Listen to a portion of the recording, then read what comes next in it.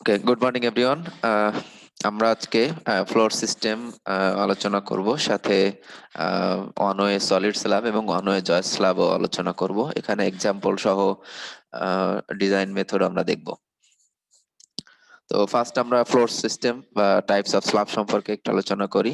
আহ, প্রথমে এখানে কিছু পয়েন্ট আছে ইম্পর্ট্যান্ট, এই জন্য আমি একটু রিড আউট করব।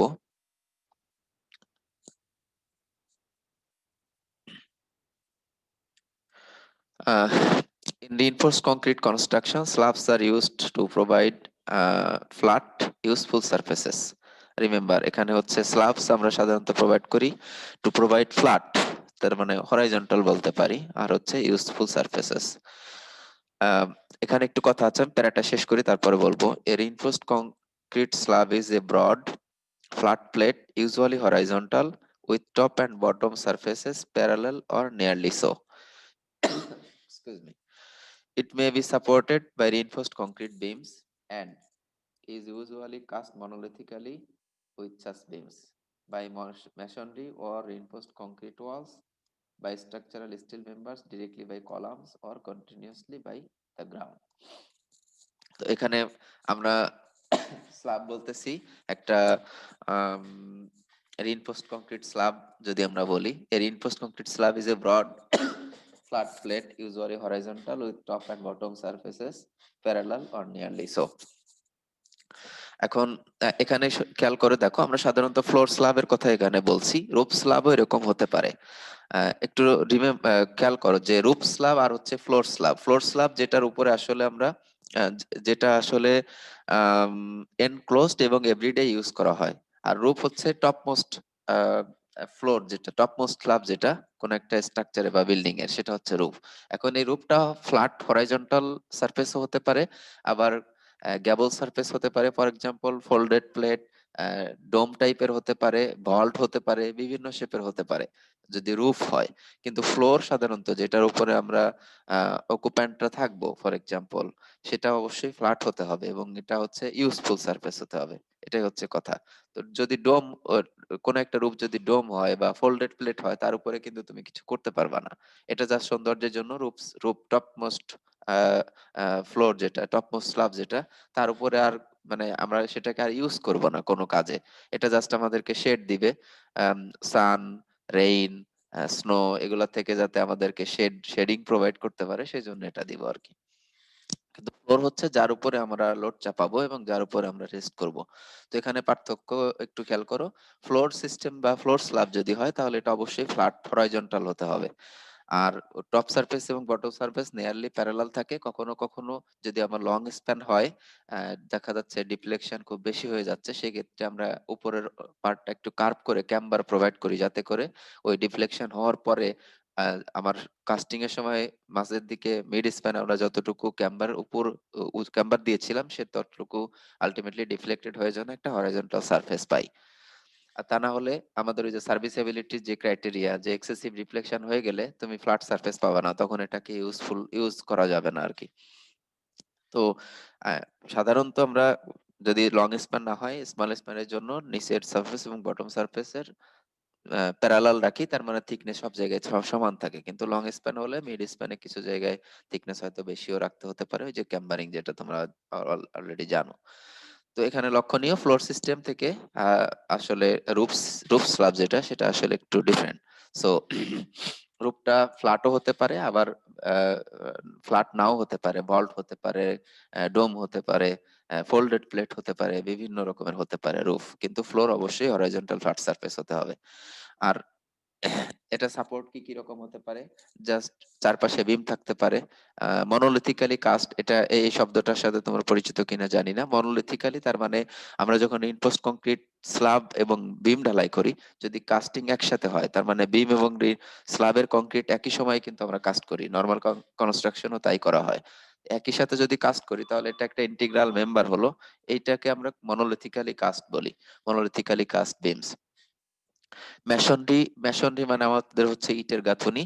আহ, আহ, যদি আমরা ইউরোপিয়ান বা নর্থ আমেরিকায়, মানে আমেরিকা কানাডায় যাই, সেখানে আমাদের মতো এরকম ব্রিক আসলে ওরা ব্যবহার করে না, ওরা হচ্ছে হলো কংক্রিট ব্লক ব্যবহার করে, যেটাকে ওরা মেশনরি বলে আর কি। তারপরে রিইনফোর্সড কংক্রিট ওয়াল হতে পারে, স্ট্রাকচারাল ওয়াল বা বাউন্ডারি ওয়াল যাই হোক, স্ট্রাকচারাল স্টিল মেম্বারও হতে পারে। আমরা এটাও দেখবো স্ট্রাকচারাল স্টিল মেম্বার কিভাবে রিইনফোর্সড কংক্রিট স্ল্যাবের সাপোর্ট হয়। বিশেষ করে কম্পোজিট স্ট্রাকচার যেখানে কলাম, বিম এগুলা হচ্ছে স্টিলের, কিন্তু স্ল্যাব, ফ্লোর স্ল্যাবটা হচ্ছে রিইনফোর্সড কংক্রিট, আবার নিচে স্টিল থিন স্টিল প্লেটও থাকে। তো সেখানে আসলে স্টিল মেম্বারও তোমার স্ল্যাবে সাপোর্ট হতে পারে। আবার কখনো কখনো ডিরেক্টলি কলাম দিয়েও হয়, আমরা ফিগারও দেখবো, or continuously by the ground. তার মানে গ্রাউন্ড ফ্লোরে যে স্ল্যাবটা আমরা দেই, ফর এক্সাম্পল পার্কিং, আমাদের গ্রাউন্ড ফ্লোরে পার্কিং যেখানে থাকে সেখানে ফ্লোরের উপরেও স্ল্যাব থাকছে। Slabs may be supported on two opposite sides only. এখান এখান থেকে আসলে দেখো টাইপ অফ স্ল্যাব এর আলোচনা শুরু। Slabs may be supported on two opposite sides only. একটা স্ল্যাব সাধারণত রেক্টেঙ্গুলারই হয়, ট্রায়াঙ্গুলার স্ল্যাবও হতে পারে, অন্যান্য শেপেরও হতে পারে, বাট কমনলি ইউজড শেপ হচ্ছে রেক্টেঙ্গুলার। তো এই রেক্টেঙ্গুলারের দুইটা সাইডে অনলি সাপোর্ট থাকতে পারে, অন্য দুইটা সাইডে সাপোর্ট নাও থাকতে পারে, অ্যাজ শোন ইন ফিগার 13.1 এ। আমি নিচেই ফিগার দেখাবো। Which is the case, in which case the structural action of of the slab is essentially one way, the loads being carried by the slab in the direction perpendicular to the supporting beams. There are there may be beams on all four sides as shown in figure B, so that two-way slab action is obtained. Intermediate beams as shown in figure 13 C actually may be provided if the ratio of length to width of slab panel is larger than 2. Most of the load is carried in the short direction to the supporting beams and on-way action is obtained in effect even though supports are provided on all four sides. আমি একটু just ফিগারে দেখাই, এই সব এত আলোচনার পড়ার সময় নেই আসলে। তাহলে এই ফিগারটা দেখো, ফিগার এ, এটাতে আসলে এই এই যে এই ডিরেকশনের এই ডিরেকশনে আমার অনলি বিম আছে। এই যে এটা হচ্ছে বিম আর এটা হলো বিম। কালার চেঞ্জ করে নেই। এই ডিরেকশনে বিম আছে, এই ডিরেকশনে বিম আছে, এই ক্রস ডিরেকশনে আর কোনো বিম নাই। তাহলে এখানে আমার যদি কোনো লোড আসে, এই যে এই রিজিয়ন গুলোতে যদি লোড আসে, তাহলে এই লোড গুলো আলটিমেটলি স্ল্যাবের মাধ্যমে এই দুইটা বিমেই কিন্তু ট্রান্সফার হবে। এদিকে যেহেতু কোনো বিম নাই, এই যে এদিকে কোনো বিম না থাকায় এদিকে কিন্তু লোড ট্রান্সফার হবে না, এটা ক্রস। তো তাহলে এই যে জাস্ট ওয়ান ওয়ে একটা ডিরেকশনে লোড ট্রান্সফার হচ্ছে। আমাদের load supporting load transfer mechanism কি হয়, স্ল্যাব থেকে লোডটা আসলে বিমে যায়, বিম থেকে কলামে যায়। আর যে স্ল্যাবে বিম নাই, ডিরেক্টলি স্ল্যাব থেকে কলামে যায়। যেমন এই যে ফ্ল্যাট প্লেট, এখানে দেখো এখানে কোথাও বিম নাই, এই যে এই ফিগারটা, এখানে কোথাও বিম নাই, জাস্ট স্ল্যাবটাকে কলাম দ্বারা সাপোর্ট করা আছে। তাহলে এই বিমের লোড, স্ল্যাব থেকে লোডটা আলটিমেটলি ডিরেক্টলি কলামে যাবে, কলাম থেকে ফাউন্ডেশন, ফাউন্ডেশন সয়েলে আলটিমেটলি ট্রান্সফার করে। তো লোড ট্রান্সফার মেকানিজম যদি আমরা দেখি এই যে এই একটাতে, তাহলে এটা হচ্ছে জাস্ট একটা ডিরেকশনে লোড ট্রান্সফার হচ্ছে। কিন্তু পরের ফিগারটাই যদি আমরা দেখি যে বি, টু ওয়ে স্ল্যাব যেটা বলছি, তাহলে প্রথম যেটা গেল সেটা হচ্ছে ওয়ান ওয়ে স্ল্যাব, যেহেতু লোড একটা ডিরেকশনে ট্রান্সফার হচ্ছে, স্ল্যাব থেকে বিমের লোড একদিকে যাচ্ছে, এই ভার্টিক্যাল ডিরেকশনে কিন্তু লোড ট্রান্সফার হচ্ছে না। কিন্তু টু ওয়ে স্ল্যাব যেটা বি ফিগারে দেখানো আছে, এখানে দেখো বিম আছে চার সাইডে, এই স্ল্যাবের চার সাইডে বিম আছে, এবং এখানে এই মাঝখানে স্ল্যাবের মাঝখানে যদি লোড অ্যাপ্লিকেশন হয়, তাহলে এই লোডটা আলটিমেটলি এই চারটা বিমেই ট্রান্সফার হবে, চারদিকেই। তো তখন এটাকে আমরা, যেহেতু দুইটা ডিরেকশন লোড ট্রান্সফার হচ্ছে, এই জন্য টু ওয়ে স্ল্যাব বলছি। কিন্তু এইটারই দেখো আবার যদি মাঝখানে আরেকটা ইন্টারমিডিয়েট বিম আমরা ব্যবহার করি, যেমন ওই বি ফিগারে টু ওয়ে স্ল্যাব যেটা দেখানো, সেটারই আবার মাঝখানে এখানে আরেকটা বিম দিলাম, এই যেটা আরেকটা বিম, বিম দিলে কি হলো, আমার এই দুইটা এখন আবার দুইটা স্ল্যাব হয়ে গেল। তখন এখানে যে স্ল্যাব, এখানে যে লোডটা আছে দেখো, এখানকার এই যে, তখন এই আমি যদি এটা লেন্থ এল বলি আর উইথ বি বলি, তাহলে এই এল বাই বি রেশিওর উপরে ডিপেন্ড করে আসলে লোডটা কি দুই দিকেই ট্রান্সফার হবে না একদিকেই ট্রান্সফার হবে। যেহেতু এটার চারপাশেই বিম আছে, বিম চারপাশে থাকলে সাধারণত এরকম লোড দুই দিকেই ট্রান্সফার হয়, যেহেতু চার সাইডে বিম আছে। কিন্তু এটাতে দেখো, যদি এই চার সাইডে বিম থাকে এবং এই L by B ratio, length divided by width ratio, এটা যদি 2 এর চেয়ে বেশি হয়ে যায়, L by B ratio is greater than 2, তখন লোডটা চারপাশে বিম থাকার পরেও দুদিকে ট্রান্সফার না হয়ে আলটিমেটলি এই শর্ট ডিরেকশনে ট্রান্সফার হয়। তো তখনও আসলে ওয়ান ওয়ে স্ল্যাবই আসলে রেজাল্ট করে। তো এটা একটা ক্রাইটেরিয়া। মোটামুটি দেখা গেছে যে এই স্প্যান রেশিও L/2 যদি L/B যদি 2 এর চেয়ে বেশি হয়, তাহলে লং ডিরেকশনে যে পরিমাণ লোড ট্রান্সফার হয় তা হচ্ছে শর্ট ডিরেকশনের 1/16। তার মানে 16 ভাগের 1 ভাগ লোড অনলি এই লং ডিরেকশনে ট্রান্সফার হয়, যেটা আসলে খুবই নেগলিজিবল অ্যামাউন্ট। এবং এই লোডের যে অ্যামাউন্ট আসে সেটা আসলে আমরা যে টেম্পারেচার বা শ্রিঙ্কেজ রিইনফোর্সমেন্ট দিব তা এই লোড ইজিলি নিতে পারে। তো এই কারণে আসলে L/B রেশিও যখন 2 এর চেয়ে বেশি হবে, তখন চারদিকে বিম থাকার পরেও সেই স্ল্যাবটাকে আমরা ওয়ান ওয়ে স্ল্যাবই বলবো। সেকেন্ড, মানে তাহলে দুই দুইটা দুই ধরনের স্ল্যাব গেল। একটা হচ্ছে, দেখো তাহলে আহ, যদি কোনো একটা স্ল্যাবের জাস্ট দুই সাইডে বিম থাকে, তাহলে স্প্যান রেশিও যাই হোক না কেন, তোমার স্ল্যাবের থেকে লোড আলটিমেটলি এই দুই সাইডের যে দুই সাইডে বিম আছে সেই দুই সাইডে ট্রান্সফার হবে। এমন যদি হয় যে একটা স্ল্যাবের আসলে এরকম লম্বা একটা স্ল্যাব, এখানে L/B রেশিও হয়তো 2 এর চেয়ে বেশি, কিন্তু আলটিমেটলি স্ল্যাব আছে তোমার, বিম আছে হচ্ছে এই সাইডে আর এই সাইডে, তাহলে লোড কিন্তু এই ডিরেকশনে ট্রান্সফার হবে। এই পাশে আর এই পাশে, ডান পাশে বাম পাশে কোনো বিম আমি ধরলাম নেই, তাহলে যে সাইডে আসলে বিম আছে সেই দুই সাইডে কিন্তু লোড ট্রান্সফার হবে। যদিও বা দেখো ঠিক স্প্যান রেশিও এটা আহ, মানে লং ডিরেকশনে যদি আমরা এখানে বলছি যে শর্ট ডিরেকশন লোড ট্রান্সফার হবে যদি চার সাইডে বিম থাকে, অথচ দুই সাইডে বিম থাকলে এই ডিরেকশনের স্প্যান বেশি থাকলেও আলটিমেটলি লোড কিন্তু এই বিমেই ট্রান্সফার হবে। সো এটা একটা লক্ষণীয় বিষয়। তো তাহলে আমরা ওয়ান ওয়ে স্ল্যাব দেখলাম এবং টু ওয়ে স্ল্যাব দেখলাম। ক্রাইটেরিয়া হলো যদি অনলি দুইটা বিম থাকে তাহলে অবশ্যই লোড যেহেতু অন ডিরেকশনে ট্রান্সফার হচ্ছে সেটা ওয়ান ওয়ে স্ল্যাব। আর যদি চার সাইডে বিম থাকে কোনো একটা স্ল্যাব এলিমেন্টের এবং যদি L/B রেশিও 2 এর চেয়ে বেশি হয়, তাহলে সেটাও তখন ওয়ান ওয়ে স্ল্যাব। আর যদি এই রেশিওটা চার সাইডে বিম আছে বাট রেশিওটা L/B রেশিও 2 এর চেয়ে কম, 2 এর চেয়ে কম, তাহলে সেটাকে আমরা বলবো টু এ স্ল্যাব। এটা আসলে আমরা এভাবে L/B রেশিও গ্রেটার দ্যান 2 আর ইকুয়াল টু যদি হয়, তাহলে তুমি কনজারভেটিভ সাইডে থাকার জন্য মানে এক্স্যাক্টলি বললে আসলে সেটা টু এ স্ল্যাবই। যদি L/B রেশিও এক্স্যাক্টলি 2ই হয় তাহলে সেটা টু এ স্ল্যাবই হবে। থার্ড হচ্ছে, আমি একটু আগে বললাম যে কলাম স্ল্যাব গুলো ডিরেক্টলি কলামের উপরও রেস্ট করতে পারে। তোমরা এটা দেখেও থাকো, রাস্তা দিয়ে যাওয়ার সময় খেয়াল করলে দেখবা বিভিন্ন আশেপাশে যে বিল্ডিং গুলো আছে কোনো কোনোটায় জাস্ট স্ল্যাব আছে আর কলাম আছে, কোনো বিম নাই। তো এই ধরনের স্ল্যাবকে আমরা বলি ফ্ল্যাট প্লেট। জাস্ট কোন একটা স্ল্যাব থেকে ডিরেক্টলি লোডটা কলামে আলটিমেটলি চলে আসলো উইদাউট এনি বিম। এটা আসলে কখন ইউজ করা হয়, যখন আম, আমাদের টল বিল্ডিং এ বিশেষ করে এটা বেশি ব্যবহার করা হয় যদি তোমার সাইসমিক ক্যাটাগরি ডি এর চেয়ে কম থাকে। এবিসি তেও এটা ব্যবহার করা যায়, সাইসমিক ক্যাটাগরি ডি এর উপরে গেলে তখন আর এটা ব্যবহার করার অনুমতি নেই আমার যতদূর মনে পড়ে। আহ, তবে আহ, আমরা যদি বিম ব্যবহার করি তাহলে বিমের ডেপথটা কিন্তু আমার ফ্লোর হাইটটাকে অনেক সময় রেস্ট্রিক্ট করে দেয়। কিন্তু আমরা যদি বিমের যে ডেপথ সেই ডেপথটার ইকুইভ্যালেন্ট অ্যামাউন্ট আমরা ফ্ল্যাট স্ল্যাব ডিজাইন করতে গেলে দেখবা যে এটার ডেপথ তো বেশি আসে, স্ল্যাবের ডেপথ বিম সাপোর্টেড স্ল্যাবের তুলনায় কলাম সাপোর্টেড স্ল্যাবের থিকনেস বেশি আসে। তো স্ল্যাবের থিকনেস হয়তো 5 ইঞ্চি জায়গায় 7 ইঞ্চি আসলো, কিন্তু আলটিমেটলি বিমের যে নিচে 10 ইঞ্চি হয়তো কলাম লাইন বরাবর বিম থাকলে সেই বিমটা থাকতো, সেই বিম কিন্তু থাকছে না। সো ফ্লোর হাইট, আমার ইফেক্টিভ ফ্লোর হাইট আসলে বেশি পাচ্ছি।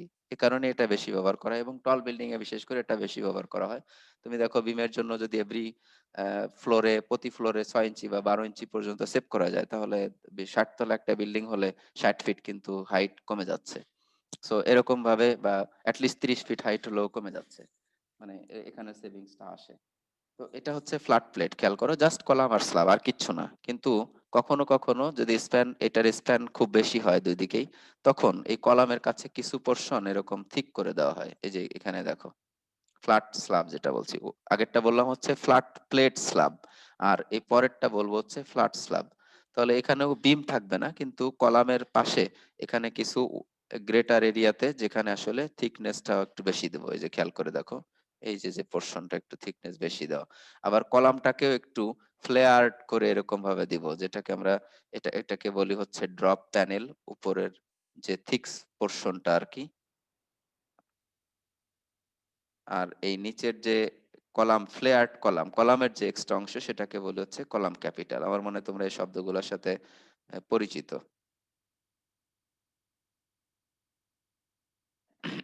Column capital.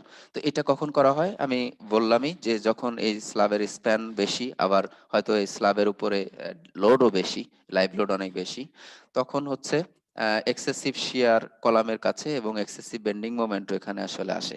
তো এক্সেসিভ বেন্ডিং মোমেন্ট এবং এক্সেসিভ শিয়ার রেজিস্ট করার জন্য এখানে আমরা ইফেক্টিভ ডেপথ বেশি প্রোভাইড করতে চাই। তোমরা জানো যে shear resistance for example V equal to হচ্ছে 1.9 বা 2, যদি অলওয়েজ অ্যাকশনও হয় 2 square root of A prime C B আর হচ্ছে ডি, তাহলে ডি যদি বাড়াতে পারি ইফেক্টিভ ডেপথ, তাহলে আমার শেয়ার রেজিস্ট্যান্স বাড়বে। অনুরূপভাবে M equal to R BD square for example আমি যদি সিম্পলি ধরি, তাহলে ইফেক্টিভ ডেপথ জি যদি বাড়াতে পারি তাহলে আমার কিন্তু মোমেন্ট রেজিস্ট্যান্সও বেড়ে যাচ্ছে। তো যেখানে ডিমান্ড হায়ার লোড বা লং স্প্যানের জন্য মোমেন্ট ডিমান্ড এবং শেয়ার ডিমান্ড বেশি, সেখানে আমি এরকম ভাবে ফ্ল্যাট প্লেটই ব্যবহার করতে চাই, বিম ব্যবহার করতে চাই না, তো তখন কলামের পাশে ড্রপ প্যানেল এবং কলাম ক্যাপিটাল ব্যবহার করে সেটার মোমেন্ট এবং শিয়ার রেজিস্ট্যান্স বাড়িয়ে দেই। এরকম ভাবে করতে পারি। আরেক ধরনের স্ল্যাব হলো ও গ্রিড বা ওয়াফল স্ল্যাব বলছি, এটা আসলে টু ওয়ে রিবড স্ল্যাব, আমরা এরকম ভাবে বলতে পারি টু ওয়ে রিবড স্ল্যাব, এটাকে এভাবে বলা যায়। এগুলা এটা যদি আমরা খেয়াল করি যে ক্রস সেকশনটা দেখো, এখানে ক্রস সেকশনটা দেখলে বোঝা যায় যে স্ল্যাবে আসলে অনেক বেশি সংখ্যক নিচে বিম ব্যবহার করা হয়েছে। তো এটাও আসলে যদি আর্কিটেকচারাল পারপাসে, বিশেষ করে কনফারেন্স হল বা যেখানে ওয়াইড স্পেস প্রয়োজন, সেখানে আহ, হয়তো বিম ব্যবহার করলে বা স্ল্যাব ব্যবহার করলে লং স্প্যান লোডও বেশি, বিশেষ করে লং স্প্যানের জন্য এটা ব্যবহার করা হয়। লং স্প্যান হলে হয়তো তোমার সলিড স্ল্যাব দিলে থিকনেস অনেক বেশি আসবে। আর তোমরা জানো যে টেনশন জোনের কংক্রিট আসলে ইনএফেক্টিভ। তো তাহলে এই টেনশন জোনের কংক্রিটটা আমরা কমিয়ে দিতে পারি, বাট সেখানে যে রিইনফোর্সমেন্ট থাকবে, ইফেক্টিভ ডেপথ বাড়াতে হলে আমার নিচে যত বেশি টপ টপ সারফেস থেকে নিচের দিকে যত বেশি দূরত্বের রিইনফোর্সমেন্ট দিতে পারবো, ততই আমার ইফেক্টিভ ডেপথ বাড়তে থাকবে। তো তাহলে যেখানে আমার রিইনফোর্সমেন্ট থাকবে সেখানে আমি কংক্রিট দিব, এই রিইনফোর্সমেন্টকে ওয়েদার ফায়ার এগুলোর থেকে প্রোটেক্ট করার জন্য এবং তাকে প্লেসে ধরে রাখার জন্য। বাট যেখানে রিইনফোর্সমেন্ট থাকবে না সেই জায়গায় যে কংক্রিট ইনএফেক্টিভ টেনশন জোনে, সেখানে কংক্রিট রাখবো না। তো এই সেন্স থেকে আসলে যে টু এ রিপড স্ল্যাব বা গ্রিড স্ল্যাব বা ওয়াফল স্ল্যাব যেটাকে বলছি, সেটা করা হয়েছে। তো এখানে দেখো কলামের পাশে আসলে কলাম ক্যাপিটাল বা thick end portion, column capital না আসলে এখানে যে ড্রপ প্যানেল যেটা সেটা এখানে থাকছে, বাট মিডিল এরিয়াতে যেখানে আসলে বেন্ডিং মোমেন্ট বা শিয়ার ফোর্স কিছুটা হলেও কম, সেই জায়গাতে কংক্রিট কিছু পরিমাণ কিন্তু সরিয়ে নেওয়া হচ্ছে। তো তাহলে এই যে যে নিচের পার্ট দেখছো এগুলাকে বলা হয় রিব, নিচের যে বিম পোর্শনটা দেখতে পাচ্ছ এগুলাকে বলা হয় হচ্ছে রিব। আর এগুলার লিমিটেশনস আছে যে একটা থেকে একটা স্পেসিং কত হবে, নিচের থিকনেস কত হবে, এটা টোটাল ডেপথ কত হবে, স্ল্যাবের থিকনেস কত হবে, এরকম কথা আছে। তো এটা ওয়াফল স্ল্যাব। আমি যদি এক্সাম্পল বলতে চাই, আমাদের যে নিউ একাডেমিক বিল্ডিং এর পোর্ট স্ল্যাব যেটা মেইন এন্ট্রান্সে যে স্ল্যাব উপরের দিকে তাকিয়ে দেখো, ওটাই হচ্ছে তোমার হচ্ছে ওয়াফল স্ল্যাব। এছাড়াও আমার ওয়ান ওয়ে জয়েস স্ল্যাব, এটাকে আমরা যে টু ওয়ে রিফট স্ল্যাব বলছি, আবার এটাকে টু ওয়ে জয়েস স্ল্যাবও বলি। টু ওয়ে রিফট স্ল্যাব বা টু ওয়ে জয়েস স্ল্যাব, বিভিন্ন নামে এটাকে বলা যায়, JOIST। এই যে নিচের যে বিম গুলা, এগুলাকে যেমন রিপ বললাম, এগুলাকে জয়েস্ট বলে, JOIST। আমি জানি না দেখতে পাচ্ছ কিনা, লেখা হচ্ছে না, এনিওয়ে। এরপরে এখানে এই এই টু ওয়ে জয়েস স্ল্যাব, এটা হচ্ছে দেখো দুই ডিরেকশনে এবং রেক্টিলিনিয়ার ফর্মে এটা আছে।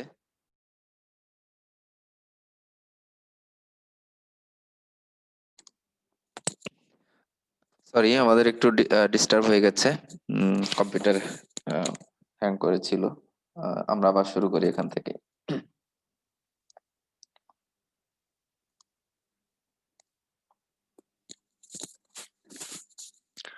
আহ, তাহলে টু ওয়ে গ্রিড স্ল্যাব বা ওয়াফল স্ল্যাব, যেটাকে আমরা টু ওয়ে রিপ স্ল্যাব বা টু ওয়ে জয়েস্ট স্ল্যাবও বলছি, সেটা আসলে দেখো এই জয়েস্ট গুলো আসলে বোথ ডিরেকশনেই থাকে। এটা যেমন শুধু ওই যে ক্রস সেকশন, এই এই বরাবর ক্রস সেকশনটা দেখানো হচ্ছে, এদিকের ক্রস সেকশন হয়তো আমরা দেখছি যে এটা, আমরা যদি এই বরাবর ক্রস সেকশনও দেখি তাহলে ডান পাশেও ঠিক এরকমটাই দেখতে পাবো।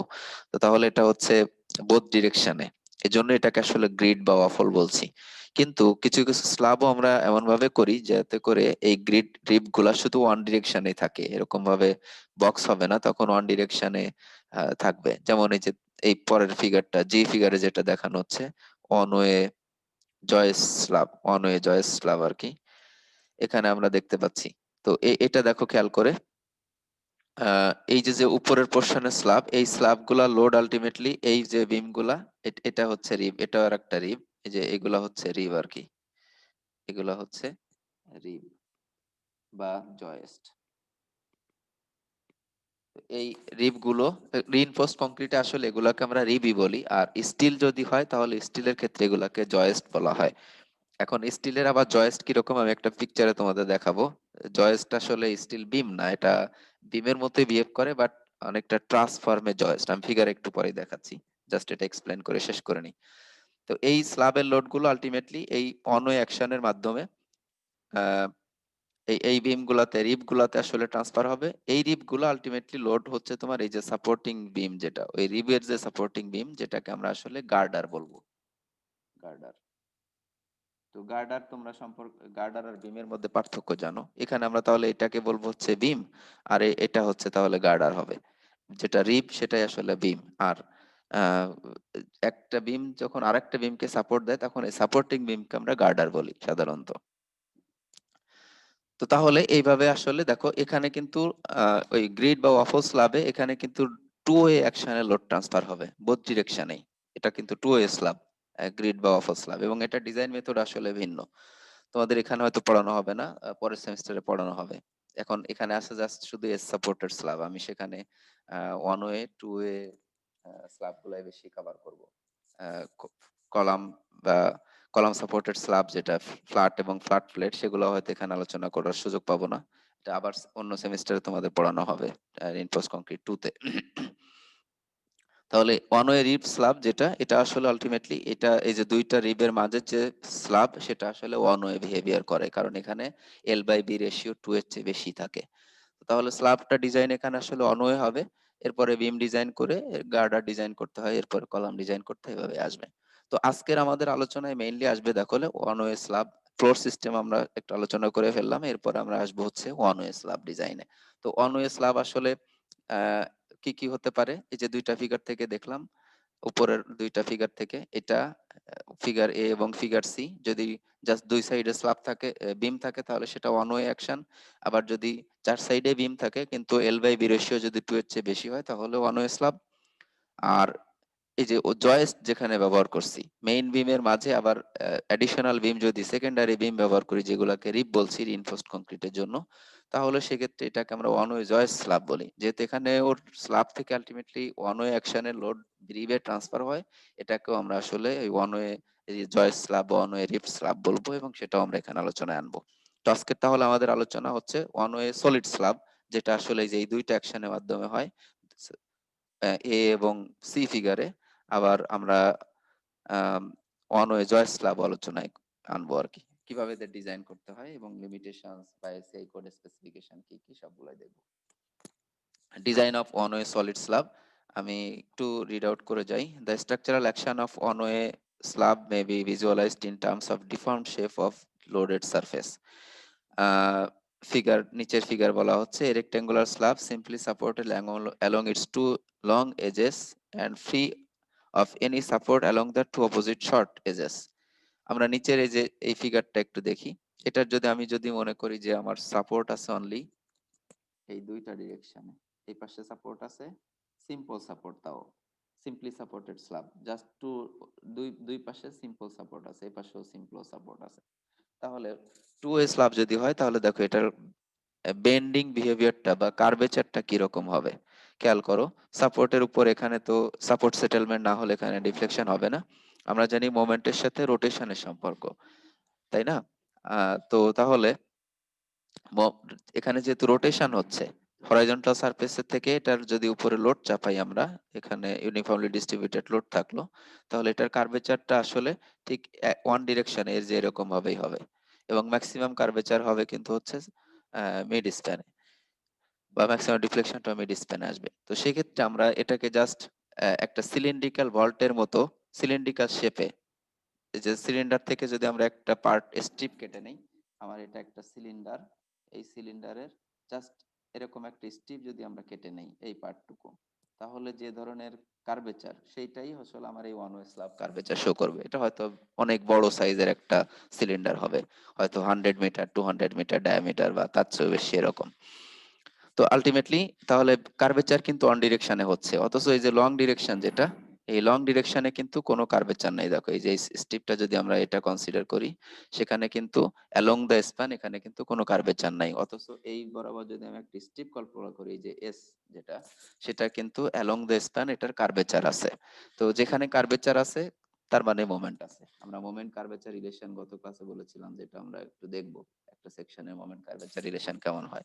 মোমেন্ট মানে তার সাথে আসলে কার্ভেচার আসবে। তো যেখানে কার্ভেচার আছে তার মানে সেখানে মোমেন্ট আছে, যেখানে কার্ভেচার নাই দ্যার ইজ নো মোমেন্ট দেয়ার। তো এখানে আসলে অনওয়ে স্ল্যাবের বিহেভিয়ারটা তাহলে এরকমই হয়।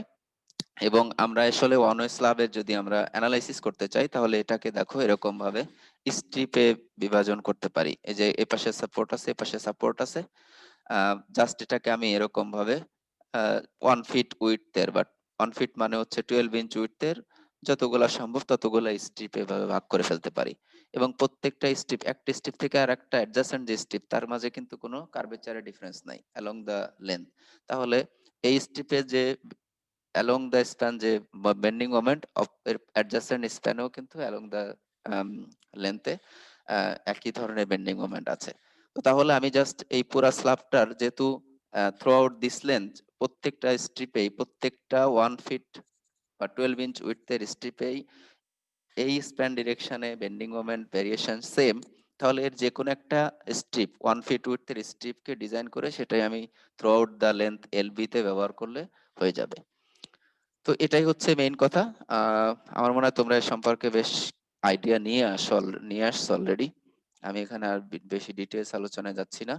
তাহলে এখানে কথাটা আলটিমেটলি কি আসছে, যে a one way slab does consist of a set of rectangular beam side by side. এবং এই 1 ফিট উইডথের যে স্ট্রিপ, সেটা আসলে একটা রেক্টেঙ্গুলার বিমের যেরকম বিহেভিয়ার সেরকম বিহেভিয়ারই করবে। যদি দুইটা সিম্পল সাপোর্ট হয়, তাহলে সিম্পলি সাপোর্টেড রেক্টেঙ্গুলার বিমের মতো আচরণ করবে এই 1 ফিট স্ট্রিপ অনওয়ে স্ল্যাবের। যদি এটার সাথে মনোলিথিক্যালি কাস্ট হয় এবং তাতে রিইনফোর্সমেন্ট মানে কন্টিনিউয়াস হয়, তাহলে কন্টিনিউয়াস অনওয়ে কন্টিনিউয়াস বিমের যে বিহেভিয়ার সেরকম ভাবে এটা বিহেভ করবে। তার মানে জাস্ট এই যে যে শর্ট ডিরেকশন একটা স্ট্রিপ অনওয়ে স্ল্যাবের জন্য, এটাকে আমি জাস্ট একটা রিইনফোর্সড কংক্রিট বিম হিসাবে ডিজাইন করব সহজ কথায়। তো এখানে আসলে রিইনফোর্স কংক্রিট বিম থেকে কিছুটা পার্থক্য আসবে। যেমন মিনিমাম রিইনফোর্সমেন্ট আমরা বিমের জন্য 3 square root of F prime C divided by F Y which should not be less than 200 divided by F Y, সেটা আসলে বিমের জন্য এটা চলে না। কারণ হচ্ছে এটা হলো বিম হচ্ছে যেটা উইডথের তুলনায় ডেপথ বেশি থাকে, অথচ স্ল্যাব হচ্ছে সাধারণত থিন একটা এলিমেন্ট, যেটার আমরা যদি 1 ফিট উইডথ কনসিডার করি, তার তুলনায় তার ডেপথ হবে হয়তো 7 ইঞ্চ 6 ইঞ্চ, তার মানে উইডথের তুলনায় ডেপথ হবে হাফ। তো এই প্লেট টাইপের ম্যাটেরিয়ালের জন্য মিনিমাম রিইনফোর্সমেন্ট আবার টেম্পারেচার বা শ্রিঙ্কেজ রিইনফোর্সমেন্ট সেটা গভর্ন করবে। এই সিম্পল বেন্ডিং এর জন্য যে minimum reinforcement 3 square root of F prime C divided by F Y which must be greater than 200 divided by F Y, ওইটা আসলে এখানে অ্যাপ্লিকেবল না। তো বেসিক ডিফারেন্স আসলে এখানেই। তার মানে ওয়ান ওয়ে স্ল্যাব যদি হয় আমার, তাহলে ওয়ান ওয়ে স্ল্যাব থেকে আমরা জাস্ট 1 ফিট উইডথের একটা স্ট্রিপ নিব, যে 12 ইঞ্চ। সেই স্ট্রিপটাকে জাস্ট হচ্ছে একটা সিম্পল বিমের মতো, মানে সিম্পল বিম বলতে আবার সিম্পলি সাপোর্টেড না, মানে রিইনফোর্সড কংক্রিট বিম যেভাবে বিহেভ করে সেইভাবে ডিজাইন করব। এখন সাপোর্ট কন্ডিশনের উপরে ডিপেন্ড করে এটা সিম্পলি সাপোর্টেড হতে পারে, অন এন্ড কন্টিনিউয়াস হতে পারে, বোথ এন্ড কন্টিনিউয়াস হতে পারে, বিভিন্ন রকমের হতে পারে। তো আমরা আসলে এখানে পয়সন রেশিওর ইফেক্টটা কাউন্ট করি না। সেটা এখানে একটু বলা আছে, দ্যাটস নট ভেরি ইম্পর্ট্যান্ট। কথাটা আসলে এরকম যে আমার যদি এই বিমটা যখন এরকম ডিফ্লেক্ট হয়ে যাচ্ছে, তাহলে নিশ্চয়ই ইলংগেশনটা হচ্ছে। তো পয়সন রেশিও জন্য আমরা জানি যে একদিকে যখন ইলংগেশন হয়, তাহলে অপর দিকে কিন্তু শর্টেনিং হয়। তো সেই ইফেক্টটার কারণে এই স্ট্রিপটা যখন এদিকে লেন্থ বেড়ে যাচ্ছে, তাহলে অপর দিকে কিন্তু শর্টেনিং। সাউন্ডটা অনেক লো হয়ে গেছে। হ্যাঁ, আমি আমি এই যে কাছে নিয়েছি, এখন আমার মনে হয় সমস্যা হবে না। তো তাহলে এদিকে যখন লেন্থ বেড়ে যাচ্ছে, এই পারপেন্ডিকুলার ডিরেকশনে কিন্তু তার লেন্থ শর্ট হয়ে যাচ্ছে।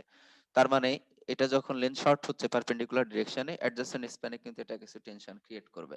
But this magnitude is not huge significant. So আবার আমরা তার জন্য এই পারপেন্ডিকুলার ডিরেকশনে যে টেনশন টেম্পারেচার বা শ্রিঙ্কেজ রিইনফোর্সমেন্ট দিব, সেটা আসলে ওই ওই যে টেনশনটা আসছে পয়সন রেশিওর জন্য, সেটা আসলে কভার করে। আহ, আমরা রিইনফোর্সমেন্ট রেশিও কিভাবে ক্যালকুলেট করতে হয় তোমরা জানো, এই ব্যাপারেও এখানে আলোচনা আছে, আমি আর করব না। Rho is equal to AS divided by BD, তাই না? তো এইখানে বি হচ্ছে আমার তো উইথ, যেটা আমরা এই অনওয়ে স্ল্যাবের জন্য বি হচ্ছে আমার 12 ইঞ্চ, আমরা 1 ফিট স্ট্রিপের জন্য সাধারণত ডিজাইন করব। আর ডি হচ্ছে ইফেক্টিভ ডেপথ ডি। তো এটার এইচ মাইনাস, তোমরা জানো যে আমরা হচ্ছে রিইনফোর্সমেন্টের নিচে বা উপরে মিনিমাম একটা কভার প্রোভাইড করি। স্ল্যাবের জন্য এসিআই কোডের রিকমেন্ডেশন হচ্ছে মিনিমাম কভার, COVER কভার, যেটা ক্লিয়ার কভার, তাও ক্লিয়ার, তার মানে রিইনফোর্সমেন্টের বটম থেকে যে কভারটা দেওয়া হয় স্ল্যাবের জন্য, সেটা হচ্ছে মিনিমাম 3/4 ইঞ্চ। তো সেটা বাদ দিব, টোটাল ডেপথ এইচ থেকে 3/4 ইঞ্চ বাদ দিব। আবার তোমরা জানো রিইনফোর্সমেন্টের সেন্টার পর্যন্ত আসলে যে ডিস্টেন্স কম্প্রেশন ফেস থেকে, সেটাই হবে আমার ইফেক্টিভ ডেপথ, এটাই হচ্ছে ডি। তাহলে ক্লিয়ার কভার যেটা রিইনফোর্সমেন্টের নিচ থেকে, সেটা তো 3/4 ইঞ্চ বাদ দিলামই, সাথে আরো বাদ যাবে হচ্ছে half diameter of the bar, D/2, DB/2 এরকম। তাহলে আমি ইফেক্টিভ ডেপথ ডি পেয়ে যাব। আর তার থেকে রিইনফোর্সমেন্ট রেশিও ক্যালকুলেট করতে পারবো, ইত্যাদি ইত্যাদি। এছাড়া আমরা যদি স্ল্যাবের যে রিইনফোর্সমেন্ট রিকোয়ারমেন্ট এএস যদি জেনে যাই, তাহলে স্পেসিং, স্ল্যাবের রিইনফোর্সমেন্টের স্পেসিংটা কিভাবে বের করতে পারি? Area of bar, selected bar Times হচ্ছে 12 ডিভাইডেড বাই এএস, এভাবে যদি করি তাহলে পেয়ে যাবো। তোমরা এটা ঐকিক নিয়মে করতে পারো যে 12 ইঞ্চ ডিস্টেন্সে দরকার হয় হচ্ছে এএস অ্যামাউন্টের রিইনফোর্সমেন্ট, তাহলে মানে এএস অ্যামাউন্টের রিইনফোর্সমেন্ট দরকার হয়, 12 ইঞ্চে দরকার হয় এস অ্যামাউন্টের রিইনফোর্সমেন্ট, তাহলে আমি যে সাইজের রিইনফোর্সমেন্ট প্রোভাইড করছি সেটা কত ডিস্টেন্স আমার প্রোভাইড করতে হবে, এই ফিগার থেকে, ইকুয়েশন থেকে আসবে, এটা সহজে ক্যালকুলেট করতে পারো। আহ, এখানে একটু পড়ার দরকার আছে। Factored moments and shears in one way slabs can be found either by elastic analysis or through the use of same coefficients as used for beams. খেয়াল করো, আমি যখন কন্টিনিউয়াস বিম হবে, সিম্পলি সাপোর্টেড বিম হলে তো আমরা জানি সাপোর্টে bending moment 0, maximum shear force is there, আর ম্যাক্সিমাম বেন্ডিং মোমেন্ট হচ্ছে মিড স্প্যানে, that's WL²/8 for uniformly distributed load, PL/4 for concentrated load. এটা তো সহজ। কিন্তু যদি কন্টিনিউয়াস বিম হয়, one end continuous, one end discontinuous, আবার সেটার যদি আবার এমন একটা স্প্যান ডিজাইন করতে হয় যেটা আসলে বোথ এন্ড কন্টিনিউয়াস, তাহলে আমরা সেক্ষেত্রে এটার বেন্ডিং মোমেন্ট শিয়ার ফোর্স কিভাবে নির্ণয় করব?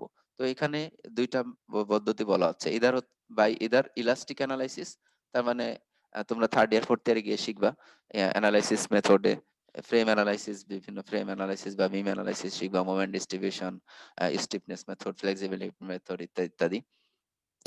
তো সেই মেথড আসলে নির্ণয় করে আসতে পারো, অথবা মোমেন্ট কোএফিসিয়েন্ট ব্যবহার করা যায়, মানে moment and shear coefficient, same coefficients as used for beams. এই যে চ্যাপ্টার 12 এ এটা আলোচনা আছে এই নিলসন উইন্টারের বইয়ে। আমি এখানে আসলে তোমাদের এটা আহ, ওখান থেকে কপি করে নিয়ে আসছি, table 12.1, moment and shear values using ACI coefficients. এখানে কিছু আসলে কন্ডিশন আছে, সেগুলো আমি দেখাবো।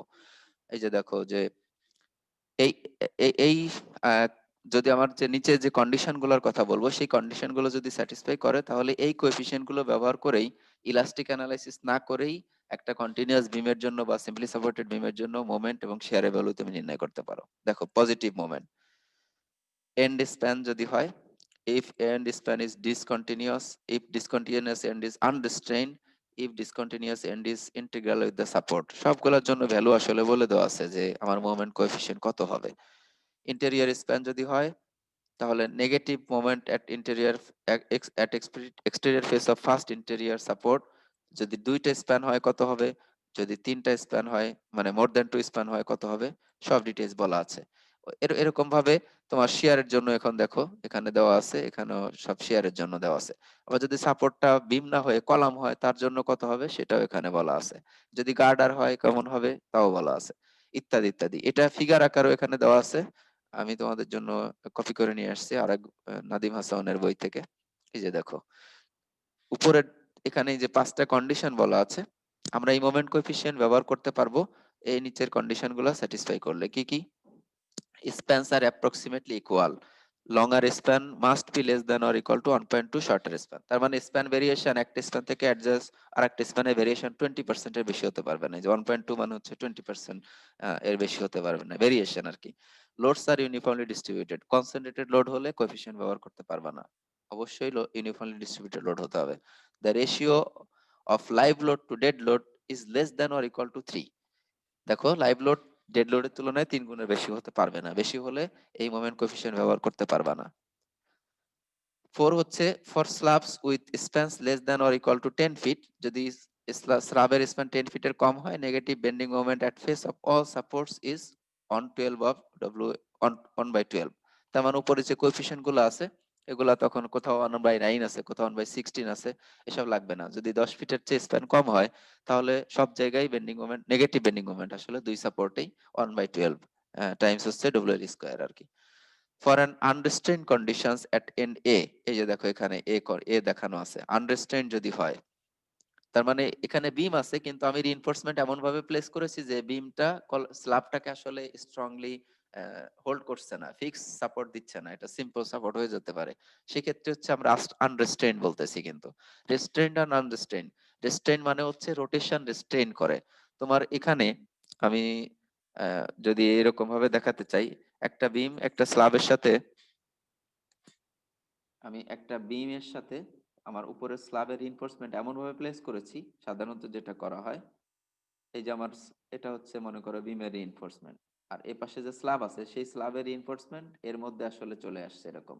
তাহলে এখন কিন্তু ফিক্সিটি বেশি পাবে স্ল্যাবের রিইনফোর্সমেন্ট, এই বিম যেটা সেটা কিন্তু স্ল্যাবের রিইনফোর্সমেন্টকে অনেক বেশি রেস্ট্রেইন করবে, রোটেশন হতে দিবে না। অথচ যদি এমন হয়, এমন ভাবে আমি প্লেস করি, যদি এখানে দেখি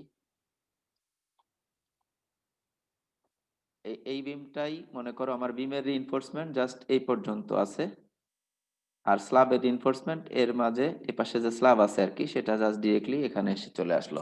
তো তোমরা জানো যে এই এখন এই স্ল্যাবটা যদি বেঁকে যেতে চায়, এই কংক্রিট, শুধু কংক্রিট কিন্তু বেশি রেস্ট্রেইন দিতে পারে না, বাট রিইনফোর্সমেন্টের মধ্যে যখন ঢুকাবা, বিশেষ করে টাইয়ের মধ্যে মেইন রিইনফোর্সমেন্টের মধ্যে, তখন কিন্তু সেটা বেশি রেস্ট্রেইন দিবে।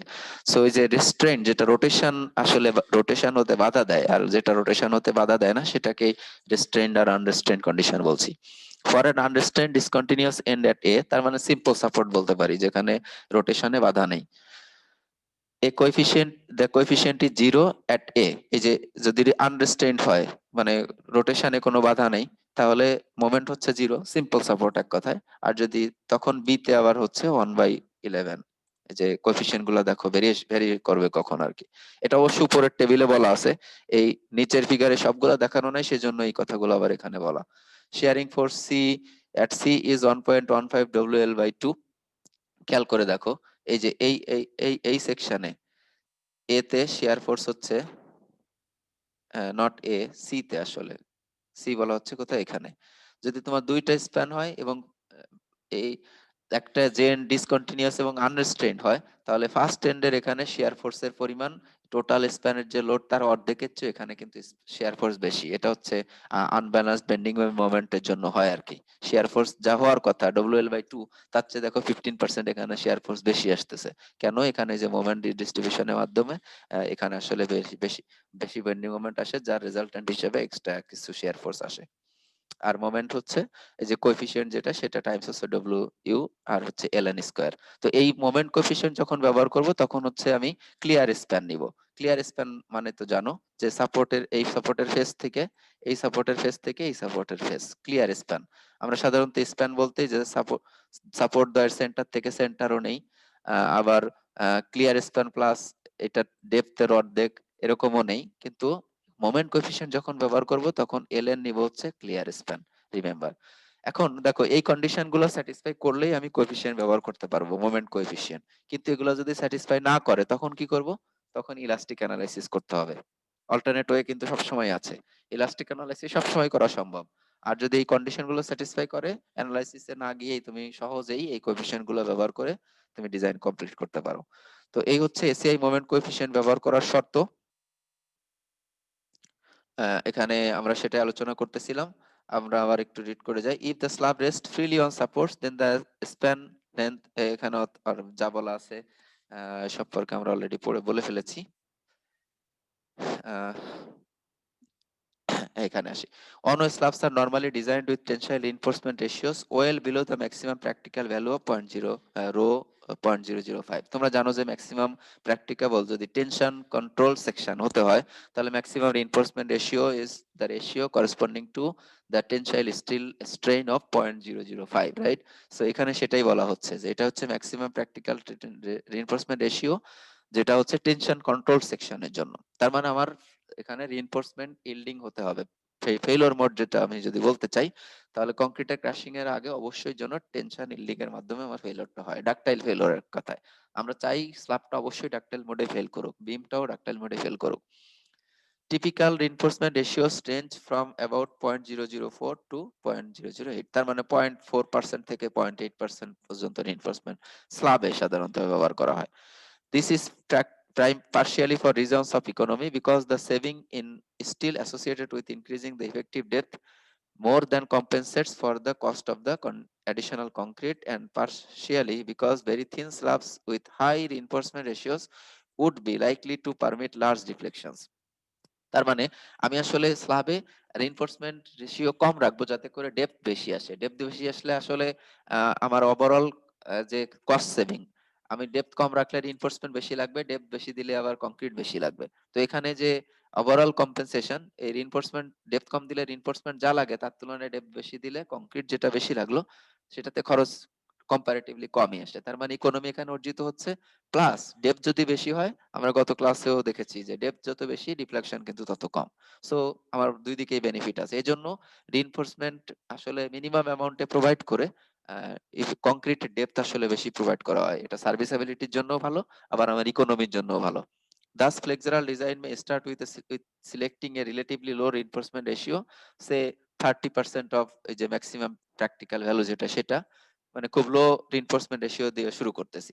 Setting mu equal to 5 mn and solving for the reinforced required effective depth d given that b is 12। খেয়াল করো আমরা কিন্তু একটা 12 ইঞ্চি স্ট্রিপের জন্য ডিজাইন করতেছি, তার মানে উইডথ ইজ অলওয়েজ 12। এখানে আমরা কিছু ডিজাইন গ্রাফ আছে, আমি সেটাও এই শীটের শেষে দিয়েছি। এগুলো আমরা ইউজ করে আসলে খুব সহজেই ডিজাইন এগিয়ে নিতে পারবো। আচ্ছা, এখানে তোমাদের এটা আগের দিনের আলোচনায় আসছে ডিফ্লেকশনে। আমরা যে ডিফ্লেকশন কন্ট্রোলের জন্য মিনিমাম যে থিকনেস প্রোভাইড করি, আমরা যদি ডিফ্লেকশন কন্ট্রোল না করতে চাই তাহলে এসিআই কোডের টেবিল ছিল, আমরা গত ক্লাসেও দেখেছি, সেই টেবিল এখানে আবার রিপ্রোডিউস করেছি দেখবা। সেই আমি ডিফ্লেকশন কন্ট্রোল ক্যালকুলেশন করতে চাই না, তাহলে শুরুতেই এমন স্ল্যাব থিকনেস ইউজ করব যাতে করে ডিফ্লেকশন ক্যালকুলেশন না প্রয়োজন না পড়ে।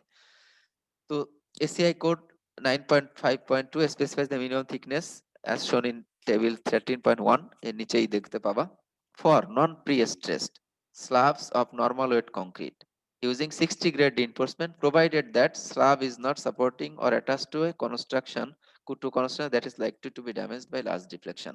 খেয়াল করে দেখো, আমরা গতদিন এক্সাম্পলও করেছিলাম যে আমি এমন কোন স্ট্রাকচার ডিজাইন করতেছি যেটা ডিফ্লেকশন কোনো নন স্ট্রাকচারাল পার্টিশনে ড্যামেজ দিবে না, তাহলে আমি এই টেবিলগুলো ব্যবহার করতে পারবো। আর যদি এমন কোন স্ট্রাকচার ডিজাইন করি যেটা পার্টিশনকে ড্যামেজ করতে পারে, তাহলে কিন্তু ওই টেবিল ব্যবহার করতে পারো শুরুতে অ্যাজিউম থিকনেস বা ডেপথ অ্যাজিউম করার জন্য, কিন্তু আলটিমেটলি কিন্তু ডিফ্লেকশন ক্যালকুলেশন করে চেক করতে হবে। তো তাহলে স্ল্যাবের নিচে সাধারণত আমাদের এরকম পার্টিশন কম থাকে, থাকে না তা না, বাট কম থাকে। আমরা সাধারণত বিম লাইন বরাবরই আমরা পার্টিশন ইউজ করতে বেশি চেষ্টা করি বা অভ্যস্ত। আর স্ল্যাবের যে থিকনেস হয় এর জন্য পার্টিশনের ড্যামেজ এত বেশি আসে না। তো এই টেবিল ব্যবহার করার আরো কন্ডিশন দেখো, এটা হচ্ছে নরমাল ওয়েট কংক্রিট হতে হবে। যার মানে স্টোন চিপস ব্যবহার করলে যে normal concrete pi on unit wait around 145 বা 150 পিএসএফ পিসিএফ, সেই কংক্রিটের জন্য। কিন্তু আমরা ব্রিক চিপস ব্যবহার করলে কিন্তু ইউনিটেড পাবো 120, 115, 130। তাহলে এটা কিন্তু ইউনিটেড কম হচ্ছে। আবার ওই টেবিলটা ব্যবহার করতে পারো গ্রেড 60 রিইনফোর্সমেন্ট, তার মানে 60 কেএসআই স্টিলের জন্য।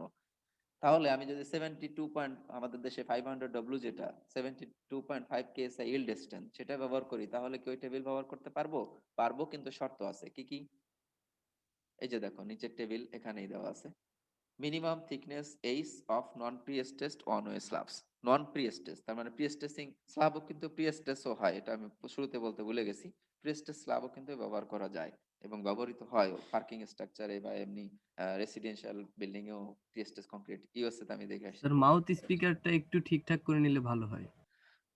সিম্পলি সাপোর্টেড বিমের জন্য L/20, যদি অন এন্ড কন্টিনিউয়াস হয় L/24, বোথ এন্ড কন্টিনিউয়াস হয় L/28, আর যদি ক্যান্টিলিভার হয় L/10। এটা হচ্ছে minimum thickness of one way slabs. খেয়াল করো, টু ওয়ে স্ল্যাব হলে আবার ডিফ্লেকশন, মিনিমাম থিকনেস ডিফারেন্ট। এটা হচ্ছে just for one way slab only. আমরা যেহেতু ওয়ান ওয়ে স্ল্যাব আলোচনা করছি, তাহলে এটা আমরা ব্যবহার করতে পারবো। এখন ওই যে তিনটা কন্ডিশন ছিল, ইউনিট ওয়েট হতে হবে 100, অ্যারাউন্ড 145 নরমাল ওয়েট কংক্রিট, কিন্তু কম হলে তার জন্য ফ্যাক্টর ব্যবহার করা লাগবে, গ্রেড 60 রিইনফোর্সমেন্ট হতে হবে। যদি সেগুলো না স্যাটিসফাই করে, কি করতে হবে? Lesser thickness may be used if calculation of deflections indicates no adverse effects for concrete. এ দেখো খেয়াল করে, এর চেয়ে কমও ব্যবহার করতে পারি, কিন্তু সেক্ষেত্রে ডিফ্লেকশন ক্যালকুলেশন করে দেখতে হবে যে কোনো ইফেক্ট আছে কিনা। For concrete saving unit weight WC in the range from 90 to 100 PCF, the tabulated value should be multiplied by this value. এটা আগের দিনের আলোচনায় আসছে, but not less than 1.09. Deflection calculation এ কিন্তু এখানে এটা আসছিল। For reinforcement having a yield stress FY other than 60,000 PSI, tabulated value should be multiplied by 0.5। এই যে এই ফ্যাক্টর দিয়ে তোমার ওই টেবিলের যে ভ্যালু আছে তাকে মাল্টিপ্লাই করতে হবে, যদি FY 60 KSI না হয়, ডিফারেন্ট হয়। Slab deflections may be calculated if required by the same methods for beams. আমরা আগের দিনে আলোচনা করেছি। অনুরূপভাবে বেন্ডিং মোমেন্টের মতো শেয়ারেও আসলে ক্যালকুলেট করা উচিত, ক্যালকুলেশন করে চেক করতে হবে, উচিত মানে চেক করতে হবে। বাট সাধারণত স্ল্যাবের জন্য এই শেয়ার আসলে কন্ট্রোল করে না, তার মানে স্ল্যাবের শেয়ার রেজিস্ট্যান্স এটার শেয়ার ডিমান্ডের চেয়ে সাধারণত বেশি থাকে। বাট অ্যাজ এ ডিজাইনার তোমাকে অবশ্যই চেক করতে হবে, এটা হচ্ছে বলা হচ্ছে।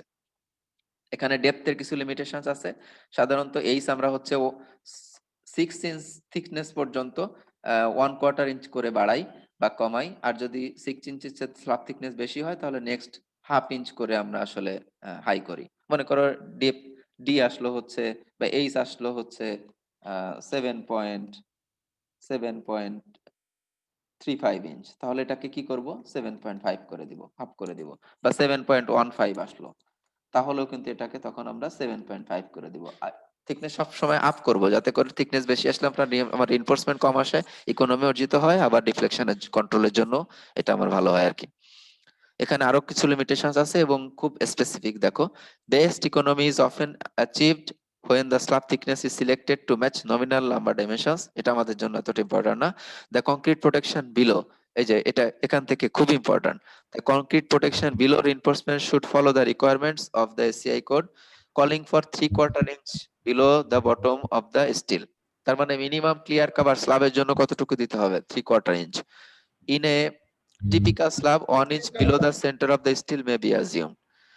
The lateral spacing of the bars, except those used only to control shrinkage and temperature cracks, should not exceed 3 times the thickness H or 18 inch। তাহলে এখানে কি হচ্ছে, স্ল্যাবের থিকনেস যদি মেইন রিইনফোর্সমেন্ট হয়, টেম্পারেচার বা শ্রিঙ্কেজ রিইনফোর্সমেন্ট না। Shrinkage reinforcement আমি একটু পরে আলোচনা করছি, শ্রিঙ্কেজ বা টেম্পারেচার রিইনফোর্সমেন্ট দুইটা মিলে একসাথে আমরা প্রোভাইড করি। সেটা না হয়ে যদি অনওয়ে স্ল্যাবে মেইন রিইনফোর্সমেন্ট হয়, তাহলে থিকনেস লিমিটেশনস কি দেখো, the thick sorry reinforcement spacing should not exceed 3 times the thickness H or 18 inch। তাহলে maximum spacing S max one way স্ল্যাবের মেইন রিইনফোর্সমেন্টের জন্য কত হতে পারবে? That should not be greater than 3 times total thickness H or 18 inch, whichever is minimum. তার মানে আমি যদি 7 ইঞ্চ থিকনেস আসে 3H করলে 21 ইঞ্চ হবে, আর অথচ ওদিকে আবার আছে 18 ইঞ্চ, তাহলে আমি 18 ইঞ্চের চেয়ে বেশি দিতে পারবো না স্পেসিং, রিইনফোর্সমেন্ট স্পেসিং। তবে প্লেট টাইপ ম্যাটেরিয়ালের জন্য আসলে আমরা রিইনফোর্সমেন্টের সাইজ এমন ভাবে সিলেক্ট করব যাতে করে তাদের স্পেসিং কম আসে, এতে করে ক্রাকের সাইজ এবং ডিস্ট্রিবিউশন এগুলা কিন্তু খুব ইউনিফর্ম হয়। সো আমরা আসলে খুব ছোট সাইজের 10 মিলিমিটার বার বা 12 মিলিমিটার বার আমরা ব্যবহার করতে পারি, যাতে করে স্পেসিংটা আসলে খুব কম আসে। খেয়াল করো, এটা কিন্তু টেম্পারেচার ইনফোর্সমেন্টের জন্য আবার ট্রু না। টেম্পারেচার ইনফোর্সমেন্টের জন্য এটা আসবে আসলে এটা হয়ে যাবে তখন 5H। যদি এটা হচ্ছে ওয়ান ওয়ে স্ল্যাবের মেইন রিইনফোর্সমেন্ট, মেইন মানে ফ্লেক্সারাল রিইনফোর্সমেন্ট এক কথায়। আর ওয়ান ওয়ে স্ল্যাবেরই যদি টেম্পারেচার বা শ্রিঙ্কেজ রিইনফোর্সমেন্ট যেটা বলছি, সেটা এস ম্যাক্স এই 5H বা 18 ইঞ্চ, এই দুইটার মধ্যে যেটা ছোট তার চেয়ে বেশি হতে পারবে না, এখানে এই কন্ডিশন আছে। তো তাহলে আমরা আসলে কি করতেছি, এখানে কন্ডিশন হলো ক্লিয়ার কভার রাখবো হচ্ছে 3/4 ইঞ্চ মিনিমাম এটা, আর স্ল্যাবের যে রিইনফোর্সমেন্ট ব্যবহার করব সেটার মেইন ফ্লেক্সারাল স্টিল যেটা, সেটা অন ওয়ে স্ল্যাবের জন্য 3H অথবা 18 ইঞ্চ, এদের মধ্যে যেটা স্মল তার চেয়ে বেশি হতে পারবে না স্পেসিং। আর যদি টেম্পারেচার রিইনফোর্সমেন্ট হয় তাহলে spacing 5 Times the thickness or 18 inch, এই দুইটার মধ্যে যেটা ছোট তার চেয়ে বেশি হতে পারবে না, এরকম। তো আমি কন্ডিশন গুলো দেখে ফেলেছি, টেবিলটাও দেখালাম এখানে, প্লাস এই ফিগারটাও দেখিয়েছি। এখন আমরা একটু ডিজাইন লিমিটেশনস, এটা আসলে সামারি, আমরা এতক্ষণ যা পড়লাম সেটারই এখানে সামারিটা দেওয়া আছে। A typical imaginary strip of 1 feet is assumed. The minimum thickness of one way slabs using 60 grade steel table, যে আমরা যেটা দেখলাম, আহ, সেটা এখানে আবার একটু স্টেটও করা আছে, দেখো সিম্পলি সাপোর্টেড যদি হয় সলিড স্ল্যাব হলে L/20, আর যদি রিফট স্ল্যাব যেটা ওয়ান ওয়ে রিফট স্ল্যাব বললাম বা ওয়ান ওয়ে জয়েন্ট স্ল্যাব সেটা হলো L/16। এরকম ভাবে এখানে সবগুলাই দেওয়া আছে। এটা তোমাদের বিমের চ্যাপ্টার আমি আসলে দেখায় আসছিলাম ডিফ্লেকশন ক্যালকুলেশনে, এটাও আমরা এক্সপ্লেইন করেছি, সবই এক্সপ্লেইন করেছি। একটা পয়েন্ট আমি এক্সপ্লেইন করিনি, সেটা আমি একটু বলতে চাই। Shear should be checked although it doesn't control, এটাও না। আহ,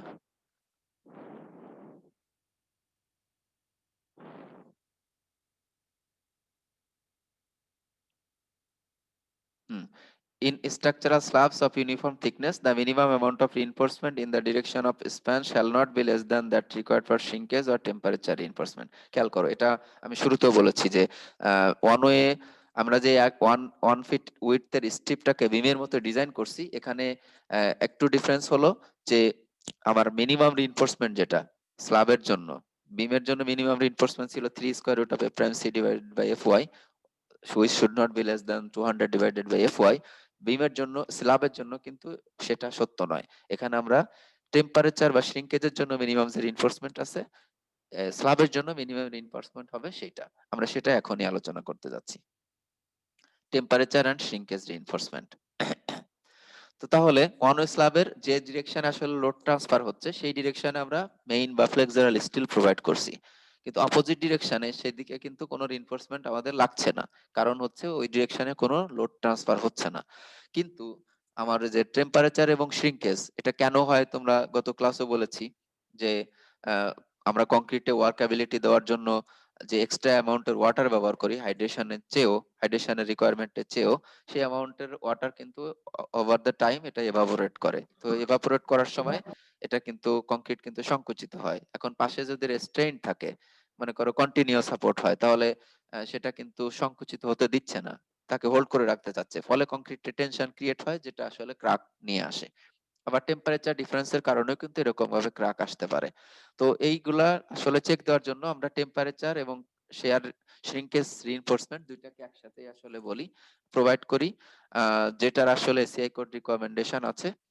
এটা আসলে এই দেখো এটুকু আমি একটু পড়ি, এটা important. Reinforcement for shrinkage and temperature stresses normal to the principal reinforcement should be provided in structural slab in which principal reinforcement extends in one direction only।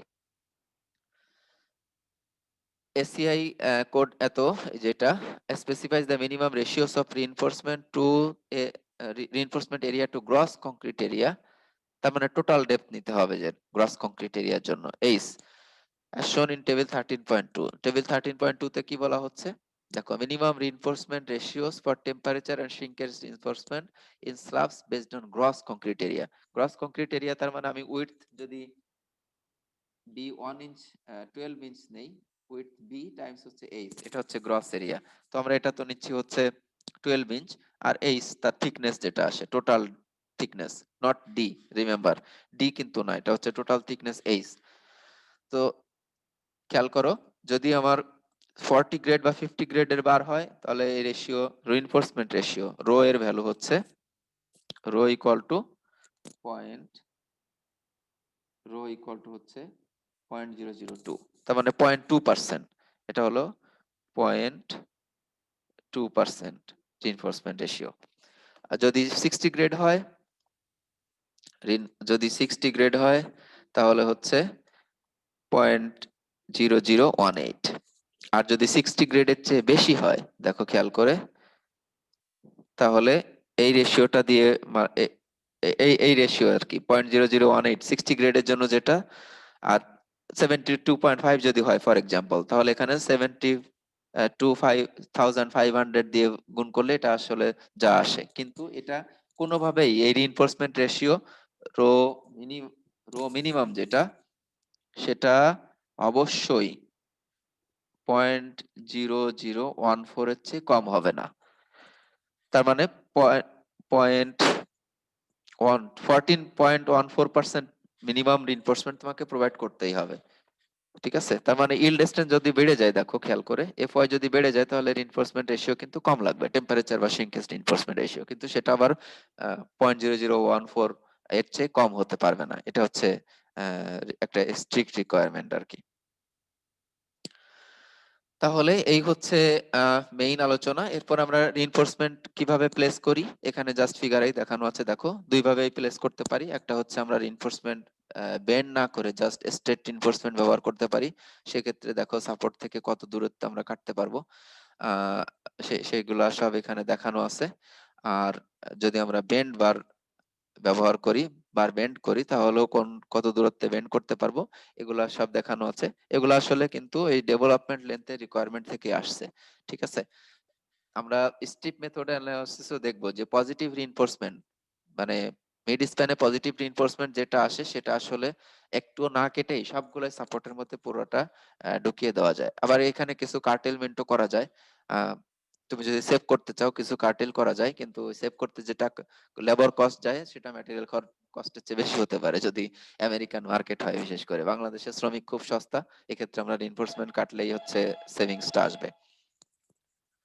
তো এই হচ্ছে মেইন আলোচনা। আমরা ওয়ান ওয়ে সলিড স্ল্যাবের জন্য আলোচনা শেষ করেছি, আমরা ওয়ান ওয়ে রিপড স্ল্যাবের আলোচনাও পরে করব। আমরা এখন কিছু এক্সাম্পল দেখতে চাই।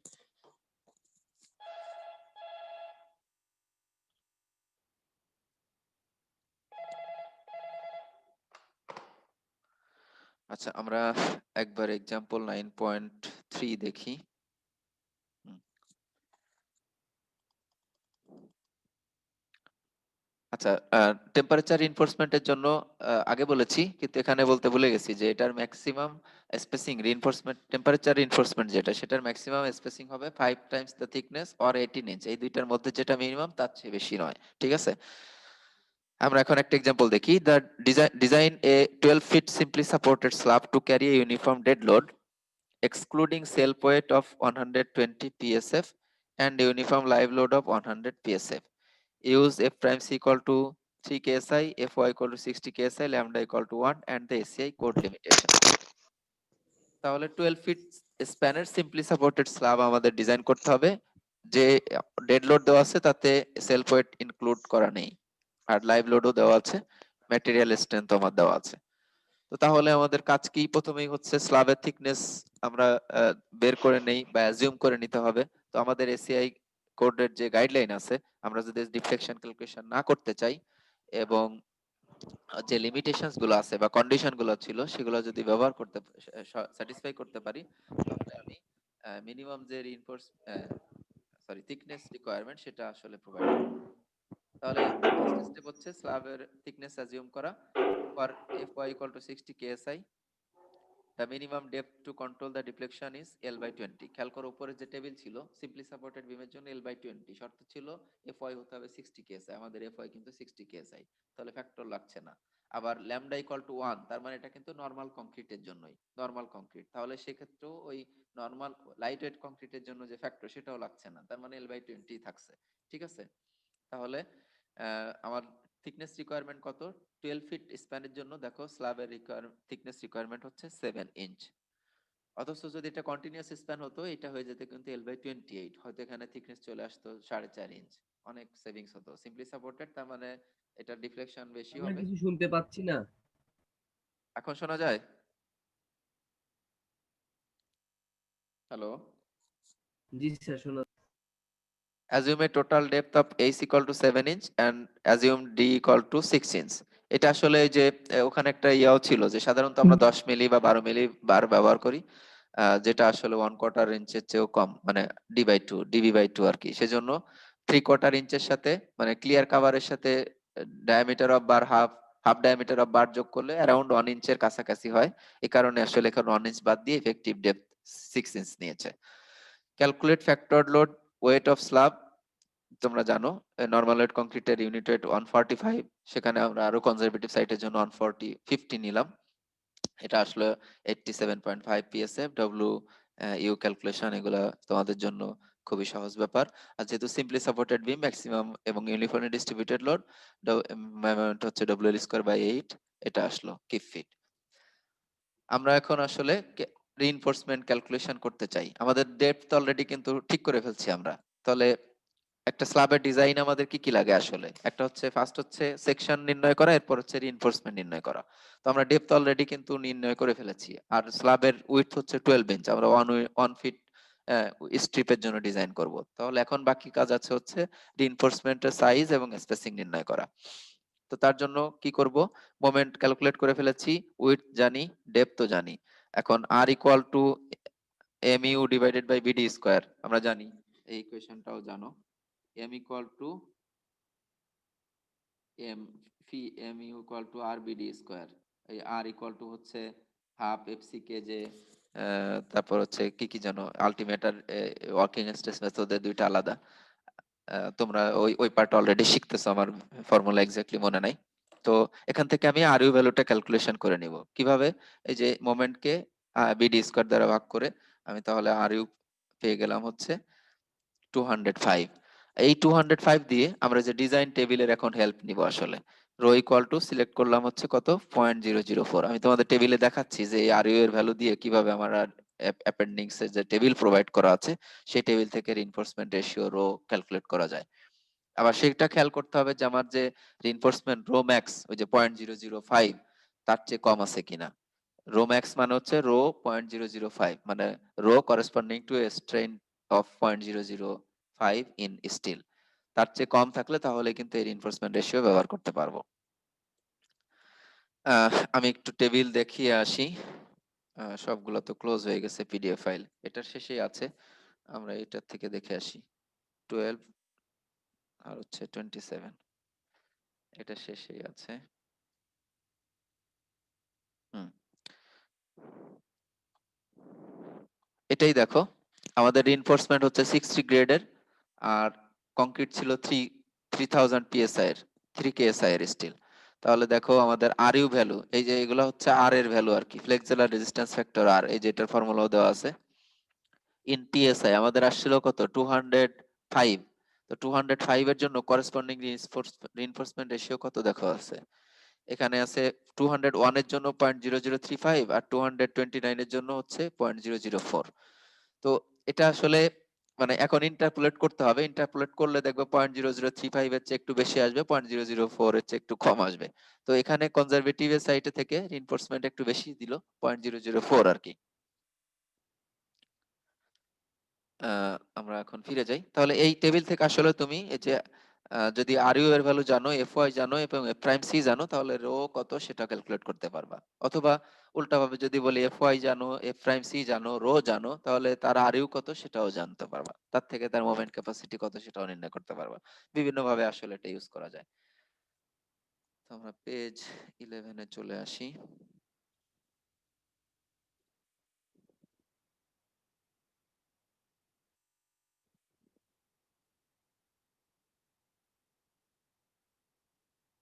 come on. হুম। তো তাহলে 0.0035 ও নিতে পারতাম, 0.004 নিয়েছে এখানে, ঠিক আছে। আর ম্যাক্সিমাম ওটার নিচে অবশ্য সব ম্যাক্সিমাম দেওয়া ছিল। ওই টেবিল আবার যখন যাব তখন দেখাবো। রো ম্যাক্স ওই টেবিলেই দেওয়া আছে যে আমার এই কম্বিনেশনের জন্য রো ম্যাক্স এর ভ্যালু আমি কত নিতে পারবো। তো সেটা ছিল 0.01356, যা এই রেশিও আসলে কমই আছে, সো এটা হচ্ছে অ্যাকসেপ্টেবল আর কি। তাহলে আমি এখন AS equal to rho BD square দিয়ে ক্যালকুলেশন করে ফেললাম। আমি যদি এখন কত সাইজের বার ব্যবহার করতে চাই সেটা ডিসাইড করব। তাহলে স্পেসিং কত, এই যে 12 times diameter of bar divided by area required S, এটা দিয়ে করলাম 8.6 ইঞ্চ আসলো। Check the actual depth. আমরা যে বার সিলেকশনের পরে দেখো 3/4 ইঞ্চ ক্লিয়ার ডেপথ আর হচ্ছে হাফ ডায়ামিটার অফ নাম্বার 4 বার, সেটা বাদ দিলাম, 6 ইঞ্চ থাকলো। তাহলে আমরা শুরুতে যে 6 ইঞ্চ ধরেছিলাম এখনো সেটাই আছে। তাহলে আমরা 12 নাম্বার 4 বার, তার মানে 12 মিলিমিটার বার, স্পেসিং কত ইউজ করব, 8.6 ইঞ্চ আসছে। তাহলে এটাকে আমরা 8 ইঞ্চ করে দিব। এটা স্পেসিং এর বেলায় কিন্তু এটা ডাউন, মানে ডাউনওয়ার্ড রাউন্ডিং করতে হবে। 8.5 ইঞ্চ রাখতে পারো, কিন্তু এটা 5.5 ইঞ্চে স্পেসিং এ প্লেস করাটা that's not easy job. So তোমাকে 8 ইঞ্চিতে আলটিমেটলি প্লেস করতে হবে। এই যে এখানে দেখো, let's use S equal to 8 inch, এটা বলে দিয়েছে। এখন হচ্ছে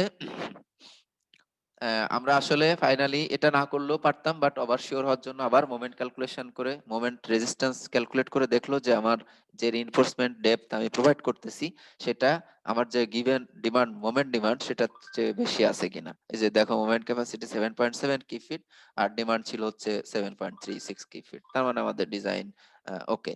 আর এটা গেল তো হচ্ছে মেইন রিইনফোর্সমেন্ট। এবার আমি ওই মেইন রিইনফোর্সমেন্টের পারপেন্ডিকুলার ডিরেকশনে যে শ্রিঙ্কেজ বা টেম্পারেচার রিইনফোর্সমেন্ট দিব সেটা নির্ণয় করব। তো তাহলে এফওয়াই ইকুয়াল টু 60 কেএস এর জন্য মিনিমাম রো হচ্ছে 0.0018, আমরা একটু আগে টেবিলে দেখে আসছি। এরিয়া অফ রিইনফোর্সমেন্ট এত, আমরা 4 নাম্বার বার ব্যবহার করলে স্পেসিং আসলো 15 ইঞ্চ। কিন্তু আমার মিনিমাম যে ম্যাক্সিমাম যে স্পেসিং সেটার কন্ডিশন গুলো এখানে আসলে দেখানো হয় নাই, বাট সেটা দেখানো উচিত ছিল। ম্যাক্সিমাম কন্ডিশন কি কি, টেম্পারেচার রিইনফোর্সমেন্টের জন্য 5 এইচ, তো আমার থিকনেস হচ্ছে 7 ইঞ্চ, 5 সাথে 3 টাইমস হচ্ছে 5 টাইমস 7, দ্যাটস 35 ইঞ্চ, আর হচ্ছে 18 ইঞ্চ। 18 ইঞ্চের চেয়ে বেশি দিতে পারবো না। তো আগেরটা স্পেসিং আসছে 8 ইঞ্চ, যেটা আসলে 3 টাইমস থিকনেস, 3 গুণ 7 21 ইঞ্চ, আর 18 ইঞ্চ, এই দুইটার মধ্যে মিনিমাম হচ্ছে 18 ইঞ্চ, তার চেয়ে 8 ইঞ্চি যথেষ্ট কম। সো আগেরটা অ্যাকসেপ্টেবল। আবার এটাই আসলো হচ্ছে 35 ইঞ্চ আর হচ্ছে 18 ইঞ্চ, এই দুইটার মধ্যে মিনিমাম হচ্ছে 18 ইঞ্চ, তার মানে 18 ইঞ্চের চেয়ে বেশি হতে পারবে না। এখন আসছে 15.9 ইঞ্চ। তো তাহলে এটাকে আমরা নিচের দিকে রাউন্ড রাউন্ড করব, যেটা হলো 15 ইঞ্চ। তো এখানে আবার একটু লক্ষণীয় বিষয়, আমরা যদি 4 নাম্বার না বার ব্যবহার না করে 3 নাম্বার ব্যবহার করতাম, তার মানে 10 মিলিমিটার বার ব্যবহার করতাম, এখানে স্পেসিং কিন্তু তখন আরো কমে আসতো, যেটা আমাদের সিলাবের রিইনফোর্সমেন্টের জন্য আরো পজিটিভ। আমি বললাম যে রিইনফোর্সমেন্ট, কম সাইজের রিইনফোর্সমেন্ট যত বেশি কম স্পেসিং এ ব্যবহার করা যাবে, এটার ক্রাক ডিস্ট্রিবিউশনটা তত ইউনিফর্ম হবে এবং ক্রাকের সাইজও ছোট হবে। আবার এখানে লক্ষণীয় ব্যাপার হলো, এতগুলো রিইনফোর্সমেন্ট প্লেস করতে কিন্তু লেবারও বেশি লাগবে, বাট আমাদের দেশের পার্সপেক্টিভে labour is not a cheap factor, so আমরা সেটা করতেই পারি। শেয়ার রিইনফোর্সমেন্ট, যদিও বা শেয়ারে স্ল্যাবে গাভার্ন করে না, কিন্তু আমাদের আলটিমেটলি চেক করতেই হবে। এবং চেক করে দেখলাম view at A distance D from the support, যে সাপোর্টই হচ্ছে শেয়ার এত, তাহলে সাপোর্ট থেকে ডি ডিসটেন্স দূরত্বে কত। আর সেই ডিসটেন্সে যেহেতু অনওয়ে অ্যাকশন, তার মানে বিসি কংক্রিটের capacity 2 square root of A prime C, এবং নরমাল ওয়েট কংক্রিটের জন্য ল্যামডা 1। তাহলে আমরা বের করে দেখলাম এটার ক্যাপাসিটি হচ্ছে 5.9 কি। মোস্ট অফ দ্য কেসেস এভাবে দেখবা, ডিমান্ড হচ্ছে 2.25 কি, সেখানে স্ল্যাবের কংক্রিটের শেয়ার রেজিস্ট্যান্স হচ্ছে 5.9 কি, মানে ম্যাক্সিমাম সময় এরকম বেশি হয়। এবং যেহেতু এটা হাফের চেয়ে বেশি, তাহলে কোনো ধরনের স্ল্যাব শেয়ার রিইনফোর্সমেন্টের প্রয়োজন নাই। So the share is adequate. তাহলে ফাইনাল সেকশন কি কি আসলো, থিকনেস আসলো 7 ইঞ্চ, মেইন বার আসলো হচ্ছে number 4, spaced at 8 inch, and secondary bars মানে টেম্পারেচার বার, যেটা মেইন বারের পারপেন্ডিকুলার ডিরেকশনে যাবে এবং মেইন বারের উপরে বসবে। খেয়াল করো, এই ডিস্ট্রিবিউশন বার যেটা, সেটা কিন্তু মেইন বারের উপরে বসবে অন স্ল্যাবের। সেটা ডিসপ্লেসমেন্ট হলো number 4 bar at 15 inch on centre, এরকম। আর এই ডিসপ্লেসমেন্ট গুলো আসলে, স্পেসিং গুলো আসলে সেন্টার টু সেন্টার দেওয়া হয়। তো এটা গেল একটা সিম্পলি সাপোর্টেড বিমের এক্সাম্পল। আর এখন আমরা দেখব হচ্ছে একটা কন্টিনিউয়াস বিমের এক্সাম্পল। আমরা এর পরেরটাতে যাই। এটা আসলে দেখতে পারি, পরেরটাও দেখা যায়। আহ এখানে আমি জাস্ট একটু তোমরা এটা দেখে নিও, আমি পরের আরেকটা এক্সাম্পল আছে সেটা দেখাবো। এটার আসলে এখানে বর্ণনা হচ্ছে যে এখানে খেয়াল করো যে এফ ওয়াই দেওয়া আছে কত 40 কেএসআই, তার মানে 60 কেএসআই না। তো তাহলে মিনিমাম রিইনফোর্সমেন্ট যখন আমি মিনিমাম থিকনেস যখন নির্ণয় করব, তখন কিন্তু এটা ছিল হচ্ছে কন্টিনিউয়াস বিম এবং ওয়ান এন্ড কন্টিনিউয়াস, নাকি দেখি একটু পড়ে, cross section of one continuous on way solid slab is শোন ইন ফিগার। এই যে এই ফিগারটাতে দেখানো আছে। তাহলে এই এন্ড কিন্তু ডিসকন্টিনিউয়াস আর এইগুলো হচ্ছে কন্টিনিউয়াস, খেয়াল করো, তাই না? এপাশে আরো আছে, তার মানে এটা ডিসকন্টিনিউয়াস অথচ ভিতরের বাকি সবগুলো হচ্ছে কন্টিনিউয়াস। তাহলে একবারে রাইট মোস্টে যে স্প্যান আছে সেটাও কিন্তু এই লেফট মোস্ট স্প্যানের মতো ডিসকন্টিনিউয়াস হবে। তো তাহলে আমাকে আসলে এই স্ল্যাবটা যদি কনসিডার করি মাঝের এরকম একটা, তাহলে এটার বোথ এন্ড কন্টিনিউয়াস, অথচ এই এন্ড স্ল্যাব যদি কনসিডার করি তাহলে হচ্ছে এক এন্ড কন্টিনিউয়াস আর এক এন্ড ডিসকন্টিনিউয়াস। তাহলে আমি ওই যে মিনিমাম থিকনেসের যে টেবিল, সেই টেবিলে যদি যাই, বোথ এন্ড কন্টিনিউয়াস হলে থিকনেস রিকোয়ারমেন্ট হচ্ছে এল বাই 28, আর যদি ওয়ান এন্ড কন্টিনিউয়াস হয় তাহলে থিকনেস এর রিকোয়ারমেন্ট হচ্ছে এল বাই 24। তাহলে বড় কোনটা আসবে বলো? এটা যদি ওয়ান এন্ড কন্টিনিউয়াস হয়, ওয়ান এন্ড ডিসকন্টিনিউয়াস হয়, তাহলে তার জন্য স্ল্যাব থিকনেস বেশি আসবে। এখন কথা হলো আমি কি এই দুইটা স্প্যানে স্ল্যাবের থিকনেস ডিফারেন্ট ব্যবহার করব? সাধারণত কনস্ট্রাকশন এটা কখনোই করা হয় না। তার মানে এখান থেকে আসলে এই দুইটার মধ্য থেকে যেটার থিকনেস বেশি আসবে সেই থিকনেসটাই আসলে অন্য সবগুলো স্প্যানে ব্যবহার করা হয়। খেয়াল করো, আমার আসলে কন্ডিশন থেকে আমি দেখতে পাচ্ছি যে এই স্ল্যাবের স্প্যানের ডেপথ, মিনিমাম ডেপথ লাগে হচ্ছে এল বাই 24, আর এই মাঝের যে স্প্যান গুলা এখানে মিনিমাম থিকনেস লাগে হচ্ছে এল বাই 28 টি মিনিমাম। তো এখানে স্প্যান দেখো, এই স্ল্যাবগুলোর স্প্যান সেম 11 ফিট 11 ফিট।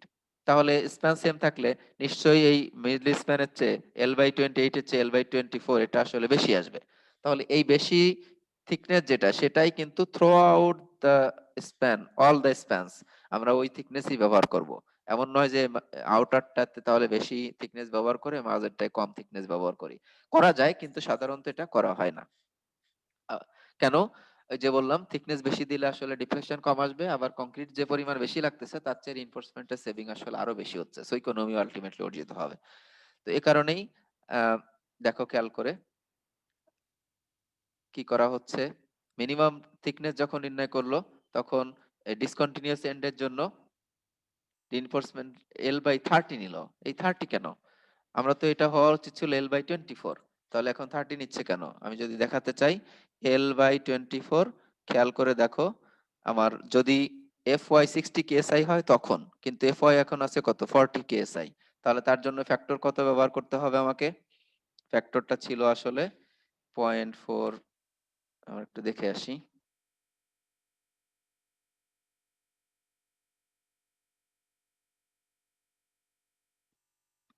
এই যে এই ফ্যাক্টরটা ব্যবহার করতে হবে, 0.4 plus 0.01 F Y, F Y তখন হচ্ছে কেএসআই, আর এই যে এটা পিএসআই তেও ব্যবহার করতে পারো, তখন এটা আবার ফ্যাক্টরটা ডিফারেন্ট। তাহলে আমার 40 কেএসআই এর জন্য এই ফ্যাক্টরটা কত আসে?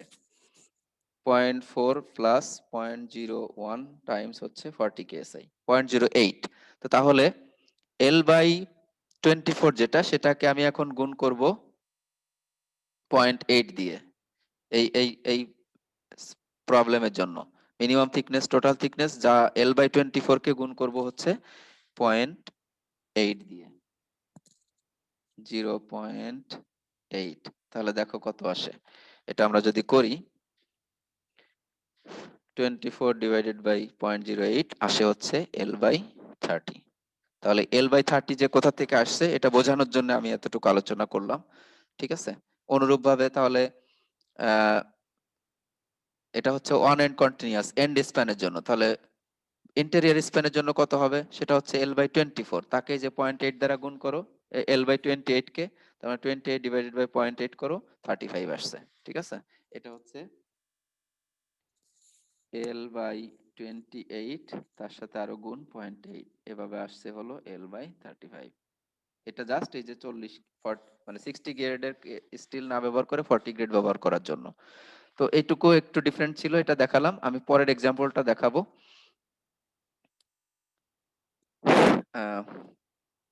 ওয়ান ওয়ে স্ল্যাব থেকে আসলে তাহলে সাপোর্টিং বিমে কিভাবে ট্রান্সফার হয় লোড সেটাও এখানে বলা আছে। এটা জাস্ট আমি একটু যদি বলতে চাই, তাহলে এই বিমটা যেহেতু ওয়ান ওয়ে স্ল্যাব, দেখো এটাও ওয়ান ওয়ে স্ল্যাব, এটাও ওয়ান ওয়ে স্ল্যাব, সবগুলো ওয়ান ওয়ে স্ল্যাব। এই বিমের উপরে আসলে কোন জায়গায় লোড আসবে? তাহলে যেহেতু ওয়ান ওয়ে স্ল্যাব, দুই দিকে অনলি দুই ডিরেকশন অনলি লোড ট্রান্সফার হচ্ছে, তাহলে এটার হাফ লোড এই পাশে যাবে আর বাকি হাফ লোড এই পাশে আসবে। অনুরূপভাবে এই স্প্যানেরও হাফ লোড এই পাশে আসবে, এই পাশে আসবে। তাহলে এই যে শেডেড এরিয়া, এই টোটাল এরিয়াটা লোড আসবে হচ্ছে এই বিমটার উপর, এবং এটা ইউনিফর্মলি ডিস্ট্রিবিউটেড লোড আকারেই দেখো সব জায়গায় যেহেতু থিকনেস সমান, মানে উইডথ সমান স্ট্রিপের, তাহলে এই পার লেন্থ, পার ইউনিট লেন্থে আসলে এই উইডথের উপরে যে লোড, সেই লোডটাই চলে আসবে। অনুরূপভাবে এই কলামের উপরে তাহলে কোন লোড আসবে? এই শেডেড এরিয়ার হাফ লোড কিন্তু এই কলামের উপরে আসবে, ঠিক আছে? আবার যদি আমি বলি যে এই কলামের উপরে তাহলে কতটুকু এরিয়ার লোড আসবে, তাহলে এই কলামটার উপরে জাস্ট এই স্ট্রিপটাকে অর্ধেকে ভাগ করে দাও, তাহলে এই এরিয়াটুকু লোড আসবে হচ্ছে এই কলামের উপরে। এই কলামের উপরে কতটুকু লোড যাবে? এপাশে হাফ, এপাশে হাফ, এপাশে হাফ। এই এরিয়াটুকু লোড আসবে এই কলামের উপরে। এভাবে আমরা আসলে লোড ট্রান্সফার করতে পারি, তোমরা জানো। এটার এক্সাম্পল এখানে দেওয়া আছে, দুই চারটা কথাও বলা আছে। আহ এখানে এই যে এক্সাম্পলও দেওয়া আছে যে কিভাবে কলামের উপরে বিমের উপরে লোড যায় সেটা দেখানো। আমি এক্সাম্পলটাও একটু দেখাতে চাই। সময় সংক্ষিপ্ত, মাঝখানে আমরা একটু ব্রেক নিয়েছি।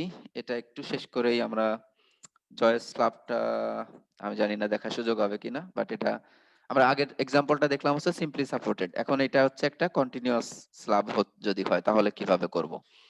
A reinforced concrete slab is built integrally with its supports and consists of two equal spans, each with a clear span of 15 feet.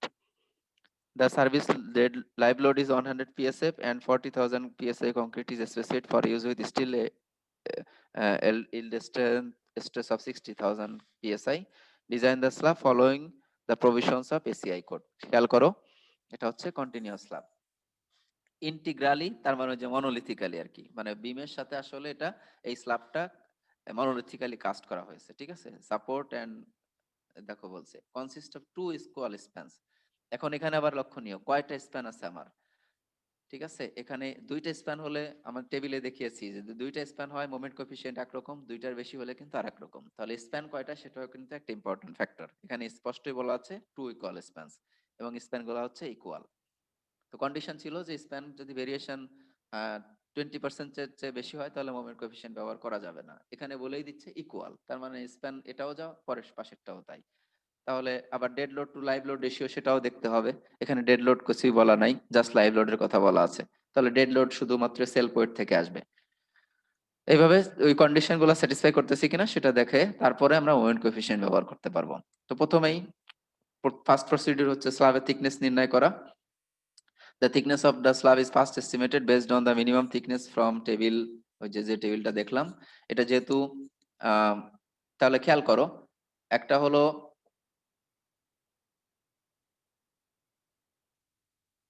আহ, কি বলা হচ্ছে, এখানে একটু খেয়াল করতে হবে যে বিল্ট ইন্টিগ্রালি উইথ ইটস সাপোর্টস।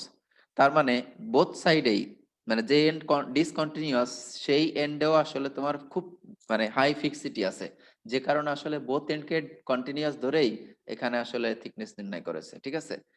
তো এটা আসলে নির্ভর করতেছে যে ওই যে আমি দেখিয়েছিলাম যে এন্ড বিমের সাথে আমার স্ল্যাবের রিইনফোর্সমেন্ট কিভাবে আমি আসলে কাজ করতেছি, এবং আমার স্ল্যাবের থিকনেসের তুলনায় এই বিমের সাইজ কেমন তার উপরও নির্ভর করে ফিক্সিটি, যে আমার কি 100% এটা ফিক্স নাকি relatively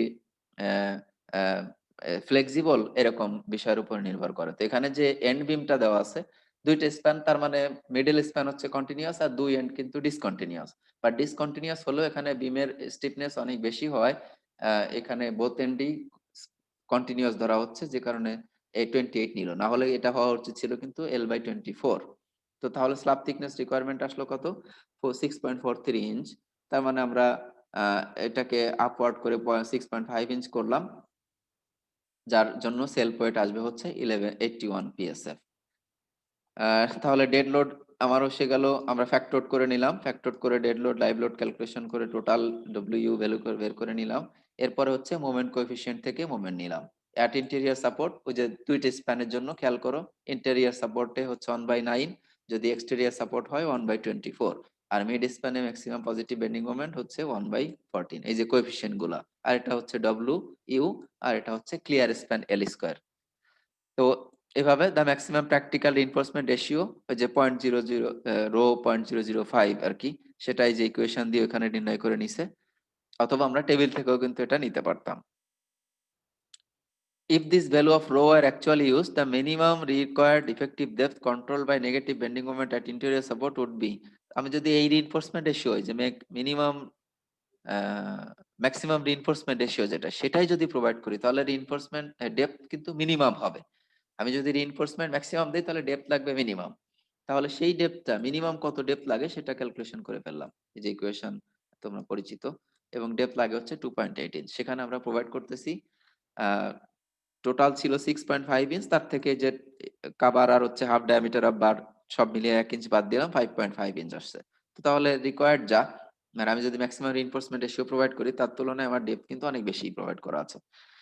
so resulting from the application of code restrictions and the later figure will be adopted, এই পরেরটাই আসলে থাকবে। The at the interior support, if the stress block depth is 1 inch, the area of the steel required, এখন আমরা আসলে তাহলে আমার maximum reinforcement ratio provide করলে depth আসে 2.8 ইঞ্চ, অথচ আমি যেটা প্রোভাইড করতে চাই ওই যে ডিফ্লেকশন কন্ট্রোলের জন্য, সেটা হচ্ছে 5.5 ইঞ্চ। তাহলে আমি এটাই ব্যবহার করবো এখন, তাহলে রিইনফোর্সমেন্ট কতটুকু লাগে সেটাই ক্যালকুলেশন করতেছি। তাহলে ডেপথ ব্যবহার করলাম, এই যে দেখো 5.5 ইঞ্চ ইফেক্টিভ ডেপথ। আর এই যে এটা আমরা আসলে অ্যাজিউম করে নিলাম 1 ইঞ্চ, পরে যে কিন্তু আবার চেক করতেছি। তোমরা এটা ওই সেকশনে অলরেডি শিখতেছো যে কিভাবে করতে হয়। তাহলে রিইনফোর্সমেন্ট রিকোয়ারমেন্ট তখন আসে হচ্ছে 0.029 ইঞ্চ। আমি যদি যে ডেপথ ইফেক্টিভ ডেপথ 2.8 ইঞ্চ ব্যবহার করতাম, এস কিন্তু অনেক বেশি আসতো এখানে, সেক্ষেত্রে আবার ডিফ্লেকশন কন্ট্রোল ক্রাইটেরিয়া স্যাটিসফাই করতো না। সো রিমেম্বার আসলে কোনটা ব্যবহার করতে হবে বা কোনটা করো। তাহলে আমি অ্যাজিউম করেছিলাম এ এর ভ্যালু হচ্ছে 1 ইঞ্চ, অথচ এখন আসলো কত 0.43 ইঞ্চ। ভেরিয়েশনটা খুব বেশি মনে হলে আমরা আবার ট্রায়াল দিতে পারি। আর যদি সময় না থাকে বা মনে করো যে ভেরিয়েশনটা অত বেশি আসবে না, তাহলে এটাতেই ছেড়ে দিতে পারো। পরের বার আবার ক্যালকুলেশন করে দেখলো, দেখো ভেরিয়েশনটা খুব বেশি আসে না রিইনফোর্সমেন্টের, 0.43 ধরে। এবং আলটিমেটলি আবার ক্যালকুলেশন যখন করলে অ্যাজিউম করেছিল 0.43 ইঞ্চ, এখন আসলো এ এর ভ্যালু হচ্ছে 0.4 ইঞ্চ। সো এই 0.29 ইঞ্চ হচ্ছে অ্যাকসেপ্টেবল। তো 0.29 থেকে 0.27 ইঞ্চ, এটা কিন্তু খুব বেশি সেভিংস হয় না রিইনফোর্সমেন্টের। সো এই সেকেন্ড ট্রায়াল না দিলেও চলতো এমন। No further revision is necessary. So mid স্প্যানের রিইনফোর্সমেন্ট রিকোয়ারমেন্ট পেয়ে গেলাম। এক্সটেরিয়র সাপোর্টের মোমেন্ট দিয়ে জাস্ট ওই আগের ইকুয়েশন ব্যবহার করে তার এরিয়া পেয়ে গেলাম। এখন যে রিইনফোর্সমেন্ট গুলা পেলাম, এগুলো আবার চেক করতে হবে যে আমার মিনিমাম যে টেম্পারেচার রিইনফোর্সমেন্ট রিকোয়ারমেন্ট, সেটার চেয়ে বেশি কিনা। তাহলে দেখো সেটা আমরা আবার বের করে নিয়েছি যে the minimum reinforcement that is required for control of temperature shrinkage and control temperature cracking, which is, যেহেতু আমাদের স্টিল হচ্ছে 60 গ্রেডের, তাহলে 0.018 বি এন্ড হচ্ছে এইচ। এইচ এখানে এইচ, ডি না কিন্তু, 0.14 স্কোয়ার। তাহলে এট এক্সটেরিয়ার সাপোর্টে দেখো, এক্সটেরিয়ার সাপোর্টে এই যে এএস যেটা রিকোয়ারমেন্ট, সেটা হচ্ছে আমার টেম্পারেচার রিকোয়ারমেন্টের চেয়ে কম। তাহলে এখানে এই যে এক্সটেরিয়ার সাপোর্টেও তোমাকে মিনিমাম এই টেম্পারেচার রিইনফোর্সমেন্ট কিন্তু প্রোভাইড করতে হবে। ঠিক আছে। এরপরে হচ্ছে শেয়ার রিইনফোর্সমেন্ট, শেয়ার ক্যালকুলেশন করে নিল। দেখো ফ্যাক্টর শেয়ার, এই যে এখানে ওই টেবিল থেকে আসলো কিন্তু যে আমার শেয়ার ডিমান্ড কত, এবং আমরা শেয়ার রেজিস্ট্যান্স ক্যালকুলেশন করে নিলাম। দেখলাম যে শেয়ার রেজিস্ট্যান্স আসলে হচ্ছে বেশি। So shear is not a factor.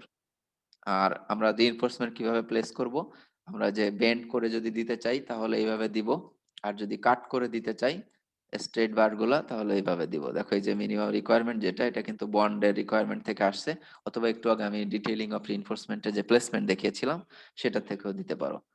এখন কথা হলো এই যে যে এই এই এরিয়াটা আমি একটু হাইলাইট করতে চাই। অনেকেই এটা আসলে এত ভালোভাবে খেয়াল করে না যে এই টপের ডিসকন্টিনিউয়াস এন্ডে দেখো খেয়াল করে, টপের যে রিইনফোর্সমেন্টটা, সেই রিইনফোর্সমেন্ট কিন্তু এই যে সাপোর্টের এখানে সেখানে বেন্ড করে বিমের মধ্যে ঢুকানো আছে। এটাই কিন্তু তোমাকে আসলে অনেক বেশি ফিক্সিটি দিচ্ছে, যে কারণেই বোথ এন্ডকে কন্টিনিউয়াস ধরা গেছে। যদি এটা এরকম করে বেন্ড করে ঢুকানো না হতো, জাস্ট সিম্পলি এখানে রেস্ট করতো, সিম্পলি সাপোর্টেড হয়ে যেত, ডিসকন্টিনিউয়াস এন্ড হয়ে যেত, তাহলে ডেপথ তখন L/24 দিতে হতো। তো এই হচ্ছে কিছু রিকোয়ারমেন্ট আর কি। ঠিক আছে। এছাড়া এখানে আরো কিছু কথা বলা আছে। আমার মনে হয় তোমরা এই যে রিইনফোর্সমেন্ট এরিয়া যখন বের হয়ে গেছে, সাইজ আর স্পেসিং এটাও কিভাবে বের করতে হয় জাস্ট সাইজ সিলেক্ট করো 10 মিলিমিটার বার বা 12 মিলিমিটার বার, না মানে নাম্বার 3 বা নাম্বার 4 বার, আর স্পেসিং কত লাগবে সেটাও এখান থেকে বের করে এই যে দেখো এখানে সেভাবেই আসলে প্লেস করেছে। ঠিক আছে। আহ আমার মনে হয় আজকে আর আমরা কন্টিনিউ না করি, আমাদের ওয়ান ওয়ে জয়েস্ট ফ্লোর সিস্টেমটা বাকি থাকলো। এটা আসলে নেক্সট ক্লাসে আমাদের মনে হয় দেখতে হবে, এখানে অল্প কিছু আলোচনা এবং জাস্ট একটা এক্সাম্পল আছে।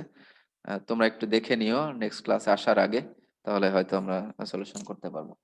তো আজকের ক্লাসে এ পর্যন্তই, আমরা এখন কোশ্চেন নিব আর কি।